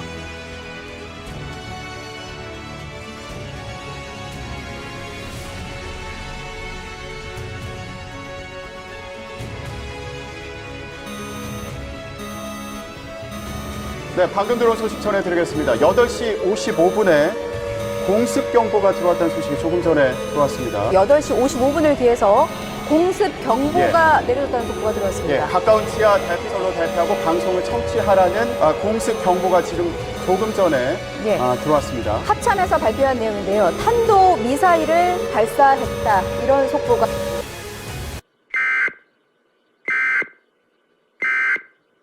미사일이 発射された模様です。建物の 이곳은 평택입니다. 아수라장이 된 모습이죠. 중국은 미군 기지에 대한 미사일 공습을 전개하게 되는데요. 한국에서 방공망이 가동이 되긴 했으나 중국이 여러 발을 발사하는 바람에 몇 발은 요격을 하지 못하였는데요. 이는 6.25 전쟁 이후 중국이 한국 본토에 처음으로 공격한 사례가 되었습니다. 그리고 한국의 방공망이 생각보다 그렇게 좋지 않다는 사실도 알게 되었죠. 국군의 훈련 수준이 낮고 또 예상치 못한 공격을 했기에 가능한 일들이었습니다. 중국이 공격한 미사일들은 그대로 군수 창고에 직격하게 되었는데요. 이로 인해서 주한 미군 기지가 정말로 쑥대밭이 되었습니다. 수백억, 수천억에 달하는 전략 자산들은 파괴되고 말았죠. 그리고 대만에 전달해줄 군수품도 모두 날아가게 되었고요. 다시 처음부터 해야 하는 상황이었습니다. 중국으로부터 미사일 타격을 받은 지역은 평택만 있었던 것은 아닙니다. 오키나와도 있었죠. 중국이 오키나와의 미군 기지를 공격하면서 대만에 제공해주고 있었던 공군 지원도 차질이 생기게 되었습니다. 가장 가까운 공군 기지가 사라진 셈이었으니까요. 그렇다 보니까 대만은 정말 바람 앞에 등불이었는데요. 병창기지 역할을 하던 한국의 평택, 공군 지원 기지의 역할을 하던 일본의 오키나와가 순식간에 불바다가 되다 보니까 더 이상 대만으로 더 많은 지원을 할 수 없게 된 것이었습니다. 대만은 절망에 빠졌죠. 하지만 오히려 이런 공격은 대만에게 더 도움이 되었습니다. 지원을 하고는 있었지만 중국과 직접적으로 전쟁을 하지 않았던 대한민국과 일본을 중국이 적으로 돌린 것이었으니까요. 중국의 선택은 결국 자충수가 되었죠. 중국이 본래 생각하고 있던 것은 한국과 일본의 미군 기지를 공격하여 대만의 지원줄을 끊어버리고 바로 대만을 집어삼키는 것이었습니다. 어차피 한국과 일본은 러시아와 북한이 있었기 때문에 대만에 대한 개입을 할 수 없다고 판단했기 때문에 이루어진 일들이었죠. 하지만 생각보다 한국과 일본은 강경하게 나오게 됩니다. 대한민국에서는 즉시 대포군2가 발령이 됩니다. 이로 인하여 한국에서는 동원 지정된 예비군들이 소집되게 되었고 부대 현재 인원이 100%로 충원되었으며 전군에 탄약이 지급되게 됩니다. 세계대전이란 소용돌이가 동아시아에 들이닥치기 시작한 것입니다. 이에 일본도 전시체제를 가동하게 되는데요. 일본이 전쟁을 할 수 없는 나라라곤 하지만 직접 공격을 받아버리면 이야기가 달라집니다. 또한 대만에 대한 집단 자위권을 발동하는 모습을 보이기도 했는데요. 일본이 대만을 하나의 나라로 인정함과 동시에 이 전쟁에 개입하게 되는 모습을 취하게 됩니다. 일본과 한국이 전격 이 전쟁에 개입하게 되면서 중국은 외교적으로 살짝 수세에 몰리게 되는데요. 중국에게는 방법은 있었습니다. 상륙을 빠르게 허용한 덕분에 대만의 대부분의 지역을 점령한 상황입니다. 타이베이와 화롄 지역을 제외하면 모든 대만의 주요 도시들을 점령한 상태죠. 그렇게 남은 대만 지역들까지 모두 점령해버리고 대한 미사일을 대만 곳곳에 설치한 뒤 미국을 위시로 한 연합함대의 접근을 거부시키고 협상을 하여 이 상태에서 전쟁을 끝낸다면 충분히 가능했습니다. 그래서 중국군은 병력을 긁어모아 담당 대만군들을 소탕하기 위해 총공격에 이르죠. 민간인을 보호하지도 않았습니다. 지금 중국에게 있어서는 속도가 생명이었기 때문에 어떻게든 빨리 대만을 점령해야 했죠. 중국군은 전쟁을 준비하면서 퇴역한 군인들을 재입대할 수 있도록 하는 병역법을 2023년에 개정했는데요. 이때 대학생들과 퇴역 군인들을 우선 선발하겠다는 법을 통과시켰습니다. 이로 인해 중국군은 다른 나라들보다도 빨리 병력을 재보충할 수 있었는데요. 이미 대만에 상륙에 성공한 10만 명 외에 30만 명을 더 추가로 상륙을 시키게 됩니다. 대만을 정말 끝장낼 생각이었죠. 그리고 대만 내에 총 50만 이상의 중국군을 주둔시키게 하여 대만을 완전히 점령할 생각을 하게 됩니다. 타이베이에서는 엄청난 폭격과 함께 말 그대로 도시가 쑥대밭이 되었습니다. 이전에 우리가 알던 그런 타이베이의 모습은 없었죠. 민간인 사상자가 속출했음에도 불구하고 중국군은 속도가 생명이었기에 그것을 일절 무시하고 타이베이를 평탄하게 이릅니다. 심지어 타이베이 내부에 간첩단들도 날뛰고 있었던지라 곳곳에 건물이 사보타주로 인하여 무너지고 있었고 결사항전을 하려던 장안한 시장까지 부상을 입히게 됩니다. 그리고 타이베이 내의 간첩들은 결사항전을 못하게 하기 위해 주요 전략시설들에 대한 공격을 가하기도 했는데요. 또한 식수를 공급할 수 있는 수도시설을 폭파시켜버리거나 물을 먹지 못하도록 물을 더럽히기도 했습니다. 타이베이 곳곳에서는 엄청난 폭발음이 계속 이어지게 됩니다. 수도, 가스, 전기 등 멀쩡한 곳이 없었죠. 심지어 탄약고들도 계속 공격을 받고 있었던지라 타이베이를 지키고 있었던 대만군의 사기는 점차 떨어지고 있었습니다.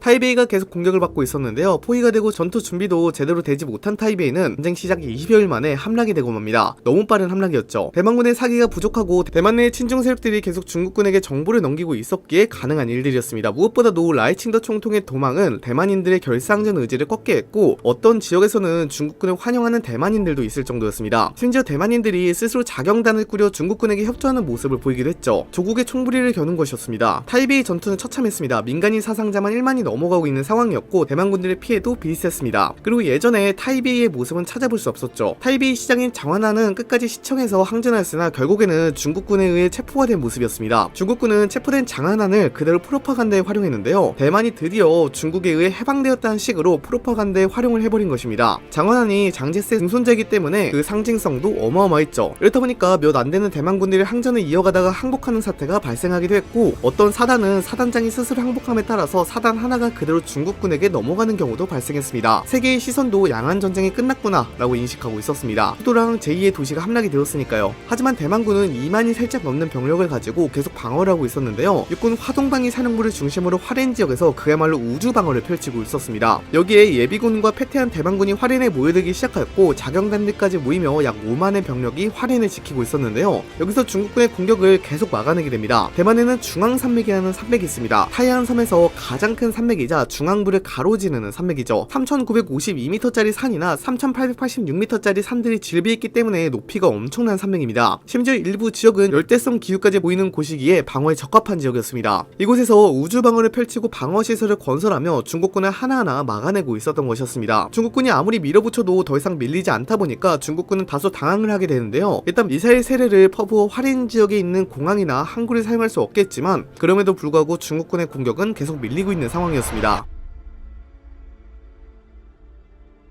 그런 상황 속에서 중국은 양안 통일을 이룩했다고 전격 발표하게 됩니다. 반란 세력에 의해 타이안섬이 넘어갔지만 77년 만에 타이안섬을 되찾았다고 발표를 하게 되었죠. 중국은 11월 12일을 기념비적인 날로 칭하게 되는데요. 통일절로 칭하며 양안전쟁의 끝을 알리게 됩니다. 하지만 이것을 믿는 사람은 거의 없었죠. 양안전쟁이 거의 끝나간다고 생각을 하는 사람들은 많았지만 그렇다고 대만이 완전히 중국에게 넘어갔다고 생각하는 사람들은 없었거든요. 하지만 중국은 자신의 국력을 활용해 이것을 밀어붙이려고 했는데요. 화롄을 점령하진 못했지만 대한미사일을 타이안섬 곳곳에 곳에 배치하고 타이안섬을 요새화시켜 미국 함대의 접근에 거부하게 됩니다. 연합함대는 지속적으로 중국의 대한미사일 공격을 받게 되는데요. 후에 밝혀진 사실이지만 러시아가 대한미사일 기술을 지원해주어 강력한 대한미사일을 개발할 수 있었다고 합니다. 연합함대가 계속 대한미사일의 공격을 받다 보니까 연합함대의 피해는 계속 누적이 되어가고 있었는데요. 그러던 와중에도 대만으로 가는 물자는 계속 이어지고 있었습니다. 중국군이 아무리 잠수함을 통하여 물자 지원선을 격침시키고는 있었으나 연합함대가 제해권에 경합하고 있었기 때문에 한계가 있었고 물자는 계속해서 대만군 내로 들어가게 되었죠. 대만군은 점차 힘을 키워가고 있었습니다. 그리고 미국의 특수부대와 해병대 일부가 대만 내로 들어가는데도 성공하여 전투를 치르고 있기도 했고요. 중국은 노발대발하며 핵공격을 하겠다며 으르렁거렸습니다. 핵위협은 너무 위협적이었죠. 언제든지 핵전쟁으로 비화될 수 있었으니까요. 그렇다 보니까 전쟁 초기에 대만이 대규모 미사일 공격을 중국 본토에 하려고 했으나 못한 이유도 이런 이유가 있었습니다. 미국이 전쟁 시뮬레이션을 여러 번 돌려본 결과 중국 본토에 직접적인 타격이 발생하게 되면 핵전쟁으로 커질 우려가 컸으니까요.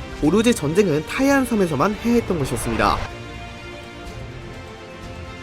한국에서는 재건 작업이 활발하게 이루어졌습니다. 이제 어느 정도 재건이 완료된 상태였죠. 일본도 마찬가지로 재건이 이루어지게 되었는데요. 한국과 일본은 무서운 속도로 각종 군수품을 생산하게 됩니다. 포탄과 무기, 심지어 각종 생필품까지 전부 다 대만에게 전달해주는 것들이었습니다. 다만 아직까지는 전투부대 파견에 대해 제대로 결정되진 않았는데요. 아무래도 중국과 밀접한 관계를 갖고 있는 나라들이다 보니까 함부로 전면전을 하기가 어려운 상황이었습니다. 그렇다고 한국이 가지고 있는 미사일들을 중국의 도시들에 뿌리게 돼버리면 중국도 그에 대응하여 대규모 핵공격이나 미사일 공격을 퍼부을 수 있었고 한국의 피해도 컸으니까요. 일단 한국을 중점적으로 보자면 전투부대를 함부로 대만에 파견할 수 없는 상황이었는데요. 가뜩이나 병력이 부족한 상황 속에서 전방을 무시하고 전투부대를 보냈다가는 북한이 도발할 수 있었고요. 한국군 전사자가 발생하게 되면 그로 인해서 반전 움직임이 일게 될 텐데 정치적인 부담이 컸습니다. 그래서 한국은 이러지도 저러지도 못하는 상황이었는데요. 이런 상황 속에서 참전 요구에 대한 여론이 커지게 되었습니다. 반중 감정은 극에 달했죠. 심지어 국내에서 조선족들을 공격하는 운동도 있었으니까요. 다만 전투부대를 파견하는 것은 많이 어려웠기에 한국은 훈련 교관들과 해군함대, 전투기 부대와 특수부대를 파견하는 것으로 결정을 하게 됩니다. 이는 국군 창설 이래 두 번째 규모의 파병이었죠. 일본도 비슷한 수준의 병력을 파병하기로 결정하게 됩니다. 다만 중국의 핵위협이 먹혔는지 중국 본토를 직접적으로 타격하는 것이 아니라 타이안섬이나 오키나와 제도가 주 전장이었습니다. 여기서 한국에서는 지속적으로 더 큰 규모로 파병을 하라는 국민들의 여론이 커지고 있었습니다. 적어도 월남전 수준의 파병을 보내라는 압박이었죠. 정치권에서도 최소 3개 사단을 파병해야 한다는 얘기가 나오고 있었습니다. 이런 상황을 지켜보는 중국은 한국과 일본에게 계속 협상을 하려고 했지만 이미 본토를 공격한 이상 협상은 할 수 없었습니다. 자칫하다가 한국군은 더 큰 규모로 병력이 투입될 수 있었던 상황이었습니다. 또한 한국과 일본의 물자 지원은 대만군에게 큰 도움이 되었는데요. 일단 한국을 중점적으로 보자면 냉전 이후 냉전식 군대를 유지한 나라가 한국이 거의 유일무이합니다. 그렇다 보니까 빠른 속도로 많은 양의 군수품을 생산할 수 있었는데요. 가뜩이나 중국이 평택을 공격해준 덕분에 반중 감정은 극에 달했고 국가도 전시체제로 돌아가다 보니까 우리가 상상할 수 없을 정도의 많은 군수품이 쏟아지게 되었습니다. 이곳은 각종 방법으로 대만에게 전달되었고 대만군의 병력은 조금씩 한국군 무기로 무장을 하게 되었죠. 이는 그대로 대만군이 화롄에서 오랫동안 버틸 수 있었던 원동력이 되게 됩니다. 다만 이러한 전쟁을 끝내려면 대만에 다시 연합군이 상륙하여 중국군을 몰아내야 했는데요. 일단 베이징이나 상하이 같은 도시에 직접적으로 타격하는 것은 불가능하다 보니까 대만이라도 몰아내 대만 정부를 다시 세워야 했습니다.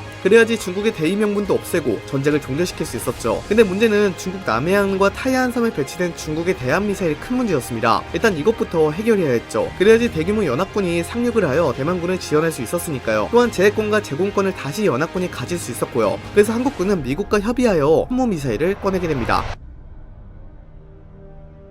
중국은 대한미사일 등 미국의 함대를 타이안에 접근하지 못하도록 하는 접근 거부 전략을 펼치며 미국의 공격에 대항했습니다. 중국의 해군 전력을 다 끌어모아도 미 해군을 상대로는 그 상대가 안되기 때문에 중국은 예전부터 해군력 증강과 함께 비대칭 전력의 투자를 통한 A2AD 전력을 확보하여 돌연선의 유지 확보와 해안 거부를 할 수 있는 수단을 찾았는데요. 그것이 바로 이 대한미사일의 접근 거부 전략이었습니다. 실제로 대한미사일을 섬에 배치시켜 놓으면 미 함대가 함부로 접근하기가 어려운 것은 사실입니다. 물론 이러한 탄도미사일을 잡아낼 SM-3와 같은 공대공 미사일을 실전 배치한 지는 오래지만 미사일 한 개로 함선 하나가 두 동강이 날 수 있는 상황은 충분히 발생할 수 있어서 미국이 적극적으로 개입하기가 어려운 상황이었죠. 즉 이 대한미사일을 없애지 않는 이상은 타이안 섬에 연합군 상륙이 불가능하다는 이야기입니다. 그렇게 미국은 이 대한미사일부터 먼저 제거할 생각을 하게 되는데요. 대만군에게 지원을 하고 있는 물자 지원선을 파괴하는 중국 잠수함대의 견제는 영국, 호주, 뉴질랜드, 캐나다, 일본, 한국 해군이 담당을 했고요. 미 함대는 그 사이에 타이안 섬과 중국 연안에 배치된 레이더 등 정보 수집 자산 부산을 공격하기로 합니다. 이때 미 함대의 미사일만으로는 모든 레이더를 다 파괴할 수 없는 상황인지라 한국의 도움을 받게 되는데요. 한국은 중국에 의해 평택을 공격받아 많은 국민들에게 중국과의 전쟁을 하라고 국민적인 여론이 형성된 상태입니다. 정부도 이에 대한 압박을 받고 있는 상황이고요. 하지만 그렇다고 해서 핵 보유국인 중국과의 전면전을 하게 되면 한국은 그야말로 전쟁터가 되어 폐허가 될 수 있습니다. 또한 휴전선에 배치된 전투부대를 함부로 뺏기가 어려운 상황이기도 하고요. 그래서 한국은 그나마 제한적인 선택을 하게 되는데요. 일단 훈련교관, 해군 함대, 전투기 부대, 특수전 부대를 파견을 했습니다. 여기서 중요한 쟁점은 전투부대를 빼지 않고 대만의 지속적인 전쟁을 유지하게끔 하는 것인데, 한국에는 따로 대만까지 전투부대를 파견하지 않아도 지원할 수 있는 무기가 존재했습니다. 바로 미사일이었죠. 한국은 1970년대부터 전략미사일 개발을 시작했습니다. 2020년에는 현무포까지 개발이 완료됐죠. 한국은 화력에 미친 나라라고 표현하기도 합니다. 현무미사일은 북한 및 주변국에 대한 핵심적인 억제 수단이고 핵 전력이 없는 한국군이 보유한 가장 강력한 수준의 전략무기입니다. 이 미사일을 공격하기로 결정한 것입니다. 그리고 한국의 미사일이 나설 수밖에 없는 것이 이렇게 많은 미사일을 보유하고 있는 미국 동맹이 주변에 한국 말고 더 없습니다. 일본은 미사일 자체를 보유하지 않은 상황이었거든요. 그래서 한국이 나선 것이었습니다. 그리고 이것은 비단 타이안 섬에만 공격을 하는 것이 아니라 중국 연안에 있는 모든 레이더 기지에 대한 공격을 진행했죠. 이렇게 진행된 연합군의 작전의 결과는 실로 놀라웠습니다. 연합 함대가 물자 지원선을 보호함과 동시에 미 함대와 한반도에서 발사된 미사일들이 레이더 기지를 정확히 타격했죠. 이는 미국의 정보 자산 덕분에 가능한 일들이었는데요. 아시다시피 미국의 정보 수집 능력은 세계 최고 수준입니다. 중국에 어떤 시설들이 있는지 다 파악한 상황이죠. 특히나 중국 연안에 있는 레이더 기지가 사실상 모두 반파되었는데요. 현무포 미사일의 위력이 대단했습니다. 확산탄까지 달아놓아 축구장 200개 면적을 초토화시켰죠. 심지어 지하화된 시설들도 파괴를 하는 데 성공했는데요. 현무포 미사일의 강화 콘크리트 관통 능력은 24m 수준이며, 이는 현존하는 벙커버스터 중 가장 능력이 좋은 GBU-57의 관통 깊이 60m의 3분의 1 수준입니다. 덕분에 중국은 A2AD 전략의 운용을 위한 표적 확보를 할 수 없게 되었는데요. 이런 상황에서 연합함대는 대만 해협을 자유롭게 움직일 수 있게 되었습니다. 그리고 일본의 초계 능력을 바탕으로 중국의 잠수함을 찾아 잡아내기 시작했죠. 점차 제해권이 연합군에게 넘어오기 시작한 것이었습니다. 그리고 연합군의 공군기들이 오키나와에 집결하여 점차 중국군으로부터 제공권을 빼앗기 시작했습니다. 중국의 방공무기들은 미 함대의 미사일에 의해 파괴되고 있었고요. 제공권과 제해권만 장악을 하게 된다면 이 전쟁에서 승리할 수 있었습니다. 중국은 발등에 불이 떨어지게 되었습니다. 한국이 미사일로 본토를 공격하고 레이더 기지까지 박살났으니 말이죠. 거기다가 대만군의 화례는 아직도 굳건히 버티고 있는 상황이고, 오히려 일부 지역은 대만군에 의해 탈환된 상황이었습니다. 거기다가 제해권도 점차 연합함대가 점령하고 있었기 때문에 타이안 섬에 있는 중국군이 고사 상태에 빠질 우려도 있었습니다. 이 연합함대가 어떻게든 대만 해협이 아닌 다른 지역으로 이동하게끔 해야 했습니다. 그래서 중국은 타이안 섬에 있는 수십만의 병력을 살리고자 도박수를 띄우게 되는데요. 바로 한국에 대한 보복 전략을 한 겁니다. 현재 대한민국 해군의 주력 함대들은 전부 오키나와로 간 상황입니다. 중국의 잠수함을 초기하고 있는 상황이죠. 거기다가 중국 내부에서는 소분홍 세력들이 한국과의 전쟁을 요구하고 있는 상황이기 때문에 한국을 일부 공격하여 연합함대를 한국 쪽으로 오게 하고, 그 사이에 모든 전략 수단을 쏟아부어 타이안 섬을 점령하자라는 계획을 세우게 되죠. 사실 정상적인 국가에서는 이런 생각을 하지 않는 게 정상입니다. 견제 세력들이 존재하니까요. 하지만 중국은 시진핑 중심의 독재 체제가 구성이 되어 있습니다. 우크라이나 전쟁의 사례를 보면 잘 이해가 될 수 있는 것이, 독재 체제가 되면 주변에 간신들로만 가득해집니다. 충원을 하는 집단이 사라지게 되죠. 그래서 오판을 하게 되는데요. 중국도 마찬가지로 한국을 지상군을 투입하여 공격하자는 희대의 오판을 해버립니다. 여기서 북한도 동해안에 무장공비를 침투시키려고 압박을 넣은 상황이었죠. 그리고 북한군이 동해안을 휘젓고 다니면 빠른 시일 내에 중국은 한국을 공격하기로 마음을 먹게 되는데요. 이것을 그대로 실천에 옮기게 됩니다. 중국은 보복으로 한국에 대한 미사일 공습을 재개하게 됩니다. 이번에는 평택뿐만 아니라 수도권 일부 도시들과 대전, 세종과 같은 지역들이었죠. 사실상 한국도 이 전쟁에 휘말리게 된 것이었습니다. 일부 사람들은 왜 우리랑 상관없는 전쟁에 끼어드냐고 말하는 경우들도 있었지만, 대부분의 사람들은 중국에 대한 전쟁을 선포하라고 말을 하게 되었죠.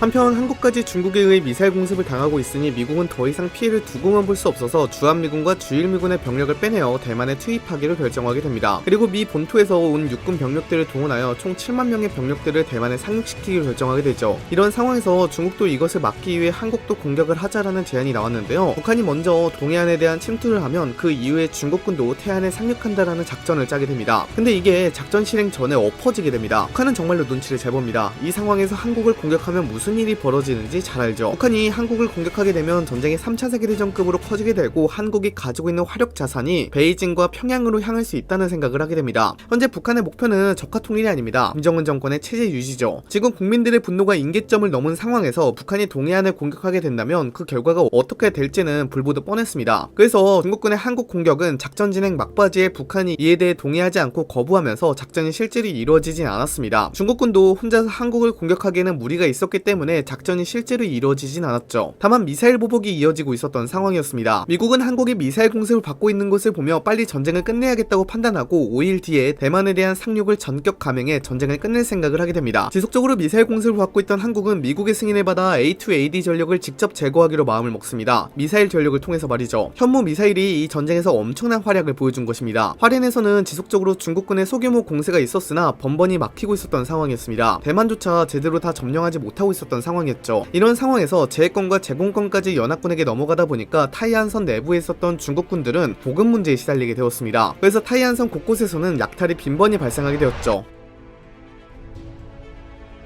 중국 내부에서도 이 전쟁에 대한 회의론이 급증하게 되었습니다. 그리고 한국과 일본에 위치한 미군 기지를 공격한 것에 대하여 책임을 지라는 여론도 늘어나게 되었죠. 왜 그런 오판을 했냐고 말입니다. 사실 중국의 정치 체제가 가장 큰 문제인데요. 중국은 모든 권력이 시진핑 한 명에게 집중되어 있는 상황입니다. 그렇다 보니까 주변에 견제할 수 있는 세력이 전무한데요. 견제 세력이 존재하는 이유는 이런 상황에서 오판의 가능성을 줄이기 위해 있는 겁니다. 그런데 시진핑 한 명에게 집중된 권력은 오판 가능성을 키울 수밖에 없었고 결국 그것이 주한미군 기지와 주일미군 기지를 공격한 곳으로 이어지게 된 것이었죠. 하지만 이미 엎질러진 물이었습니다. 협상을 하려 해도 연합군들은 즉각적인 타이안섬에서의 태각과 대만의 국가 인정을 요구하고 있었던 상황이어서 중국은 도저히 받아들일 수 없는 상황이었습니다. 차라리 핵전쟁을 하고 말죠. 평화를 위한 협상이 계속해서 이어지고 있었으나 계속 결렬되고 있었습니다.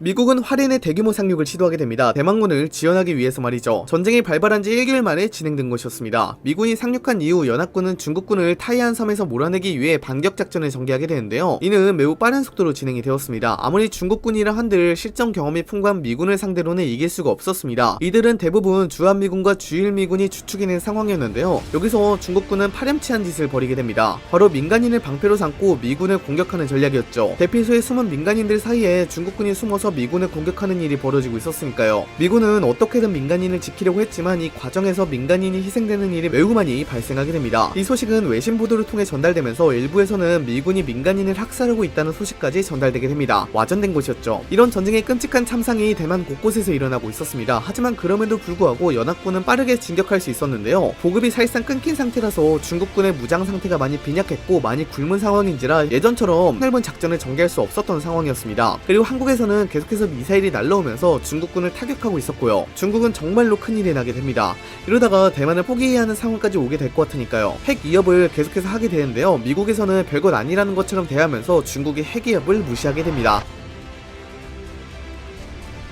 미군이 참전하자 대만에서의 전세는 완전히 뒤집히게 되었습니다. 중국군이 오히려 방어를 하고 있는 상황이었죠. 민간인을 동원해서 방어를 해도 중국군은 무너지고 있었습니다. 특별한 수가 필요했죠.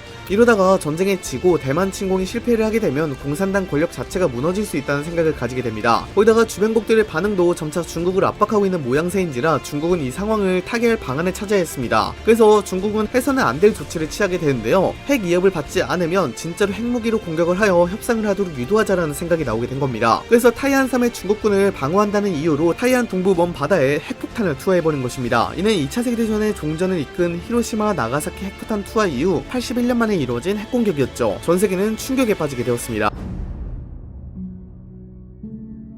대만 동부 해안에서 터진 핵폭탄은 전세계를 충격에 빠뜨리겠습니다. 이렇다 보니 전세계는 다시 핵전쟁의 공포 속으로 치닫게 되는데요. 중국군이 핵공격을 실제로 사용한 만큼 미국도 중국에 대한 핵보복을 하려고 했습니다. 다만 중국의 핵공격으로 인해 피해를 입는 곳이 없어서 실제로 핵보복이 진행되진 않았는데요. 핵 보유국들이 전부 다 핵을 꺼내들어 겨냥한 만큼 일촉즉발의 상황이었습니다. 전세계는 중국을 질타했습니다. 명분 없는 전쟁에 심지어 핵무기까지 사용했으니까요. 중국과 단교를 하겠다며 나서는 나라들도 일부 있었죠. 외교적으로 크게 중국은 중국이 불리한 상황이었는데요. 중국 외교관이 연설을 할 때쯤에 다른 나라 외교관이 퇴장하는 모습들도 연출되고 있었습니다. 다만 이런 핵공격은 중국이 원하는 방향으로 흘러가긴 했습니다. 서방 세계가 협상 테이블에 나오며 협상에 나서기 시작했거든요. 이런 현상이 발생한 이유는 핵전쟁으로 인한 공포였습니다. 서방 세계들도 핵전쟁을 원하진 않았거든요. 또한 국민들도 이 정도로 전쟁이 확전되는 것을 원하진 않았기 때문에 협상으로 끝을 내는 것을 원하고 있었습니다. 핵전쟁은 단순히 핵공격이 일어난 상황에서 끝나는 것이 아니라 그 여파까지 고려해야 합니다. 물론 가장 큰 희생은 핵공격이 일어났을 때 발생하겠지만 그 이후 몰아닥칠 국가 간 재래식 전쟁, 방사능 오염, 생필품의 부족으로 인한 인도적 위기, 살아남은 국가들 간의 전쟁과 내전 등을 고려하면 그 여파로 인한 희생도 핵공격 당시 희생 못지 않을 것이고요. 그 여파로 인해서 몇천 년간 쌓아올린 인류 문명도 쇠퇴기에 들어가게 될 것입니다. 그렇다 보니 전 세계가 나서서 미국과 중국에게 전쟁을 끝내라고 중재안을 내기 시작하였고 이는 그대로 협상으로 이어지게 되었습니다. 하지만 한동안 핵전쟁 분위기가 끝나지는 않았습니다. 마치 쿠바 미사일 위기 때처럼 미국과 중국 간의 신경전은 계속 이어졌죠. 유엔 안전보장이사회에서도 이 둘의 신경전은 이어졌는데요. 미국 대사가 중국의 핵무기 공격 사진과 동영상을 공개하면서 중국 대사에게 강하게 몰아붙이는 모습을 보였고 중국 대사는 이곳이 미국 법정이 아니라며 검사가 범죄자를 치조하는 듯한 질문에는 답하지 않겠다며 응수했습니다. 이에 미국 대사는 하늘이 두 쪽 나더라도 기아의 대답을 기다리겠다고 맞서면서 유엔에서조차 서로 으르렁거리고 있었습니다. 하지만 이 둘 사이에서도 선은 계속 지켜지고 있었습니다. 미국은 핵을 더 쏘면 중국 베이징에 핵무기를 사용하겠다고 말하고 있었고 중국은 미국의 추가 개입은 핵타격을 불러일으킬 것이라며 계속 서로 레드라인을 밀고 있는 모양새였습니다. 결국 핵전쟁으로까지 번지진 않았죠. 그리고 시간이 하루, 이틀, 그리고 열흘까지 지나가게 됩니다. 그 사이에 타이안 섬에서는 계속 전투가 이어지고 있었는데요. 미국 등 연합군이 참여하다 보니 어느새 타이베이 앞까지 진격을 하고 있었습니다. 제공권과 제해권이 모두 연합군에게 넘어간 상황이다 보니까 중국군이 제대로 방어하지 못하고 밀리고 있었던 것이었죠. 하지만 너무나도 끔찍한 전쟁의 연속이었습니다. 중국군은 미군을 막겠다면서 민간인을 앞세우고 방어를 하고 있었거든요. 민간인 사상자가 기하급수적으로 늘어나고 있었습니다. 미군의 피해도 만만치 않았습니다. 이라크 전쟁 때 미군 사망자 수의 3배에 달하는 수가 전장에서 전사했거든요. 시가전을 탈환하는 과정에서 출혈이 심했습니다. 초기 중국군이 시가전을 하였을 때 겪었던 현상이 그대로 미군에게서도 나타나고 있었죠. 그래도 계속 앞으로 나아갔습니다. 미국의 전략무기들이 빛을 발하며 전쟁이 난 지 2달 정도가 지난 시점에서 타이베이가 탈환되었죠.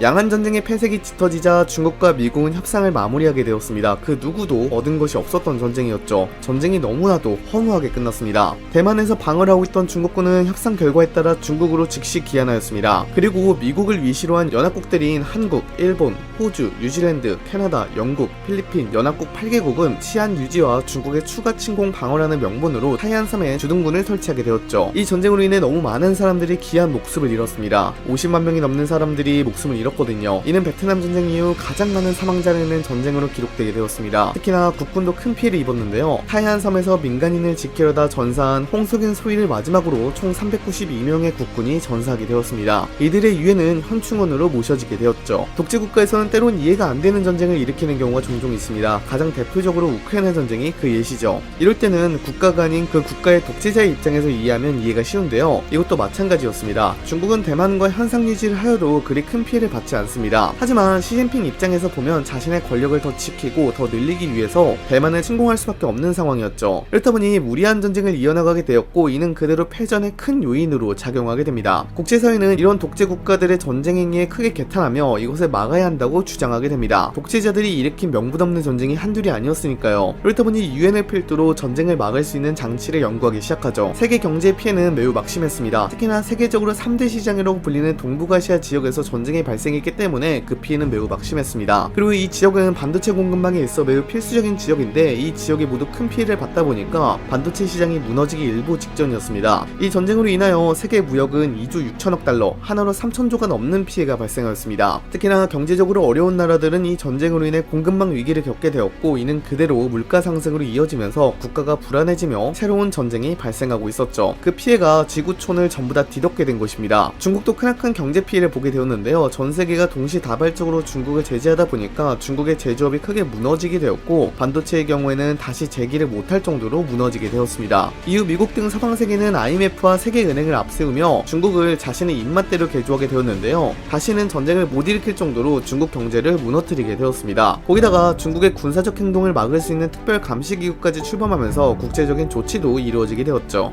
다만 중국은 핵보유국이었기 때문에 중국을 완전히 분열시킬 수는 없는 노릇이었습니다. 오히려 중국을 분열시켰다가 더 큰 분쟁이 발생할 수도 있다는 우려였죠. 그나마 홍콩과 마카오의 일국양제 보장, 그리고 대만의 독립국 인정 정도가 전부였습니다. 많은 사람들이 원했던 중국 공산당의 실각은 이루어지지 않았죠. 시진핑 중국 주석이 자리에서 내려와 집단 지도체제가 형성되긴 했으나 중국 공산당을 무너뜨리진 않았습니다. 이런 이유가 중국 공산당을 해체하게 되면 새로운 대안이 중국을 관리해야 하는데 현재 중국에는 그런 대안이 없는 상황이고 중국 정치에 대한 타국의 지나친 관여는 국제적으로 신제국주의라는 비난을 받을 수 있었으며 또 미국이 중국 정부를 해체하고 신정부를 세운다면 중국인들이 그 신정부를 지지할지도 미지수였습니다. 그래서 중국 공산당을 그대로 냅둔 것이었죠. 대만의 경우에는 라이칭도 총통이 다시 귀국을 하였지만 환영받지는 못했습니다. 도망자의 이미지가 그대로 있었기 때문이었습니다. 전쟁이 끝나고 전후 복구 사업이 활발하게 이루어지고 있었을 때 다시 총통 선거가 열리게 되었는데요. 여기서는 타이베이에서 끝까지 중국군과 전투를 하다가 포로가 된 장안안이 총통에 당선이 되면서 새로운 대만이 만들어지고 있었습니다. 미국의 경우에도 중간 선거에서 공화당이 싹쓸이를 하면서 공화당이 다시 기지개를 펴는 모습이었죠. 일본은 안보적 위협을 당하였기 때문에 재무장을 하게 되었습니다. 한국도 이 전쟁에서 승전하면서 큰 지지를 받게 되었습니다. 다만 방공무기를 개선해야 한다는 지적이 나오면서 새로운 방공무기를 개발하였고요. 중국이 사실상 무너졌기 때문에 북한도 조만간 무너질 것이라는 판단하에 통일을 준비하게 됩니다. 중국이 전쟁에서 사실상 패전함에 따라 신냉전이 끝나가는 줄 알았습니다. 하지만 신냉전이 완전히 끝난 것은 아니었는데요. 전쟁을 패전했다는 충격에 소분홍 세력들이 들고 일어나게 되었고 이들은 그대로 중국 공산당의 주요 요직에 앉게 되었습니다. 그리고 전쟁이 끝나고 몇십 년 뒤에 이들의 불만은 그대로 미국으로 향하게 되었고요. 이게 또다시 미국과 분쟁을 겪으면서 새로운 냉전의 시대가 열리게 되었습니다.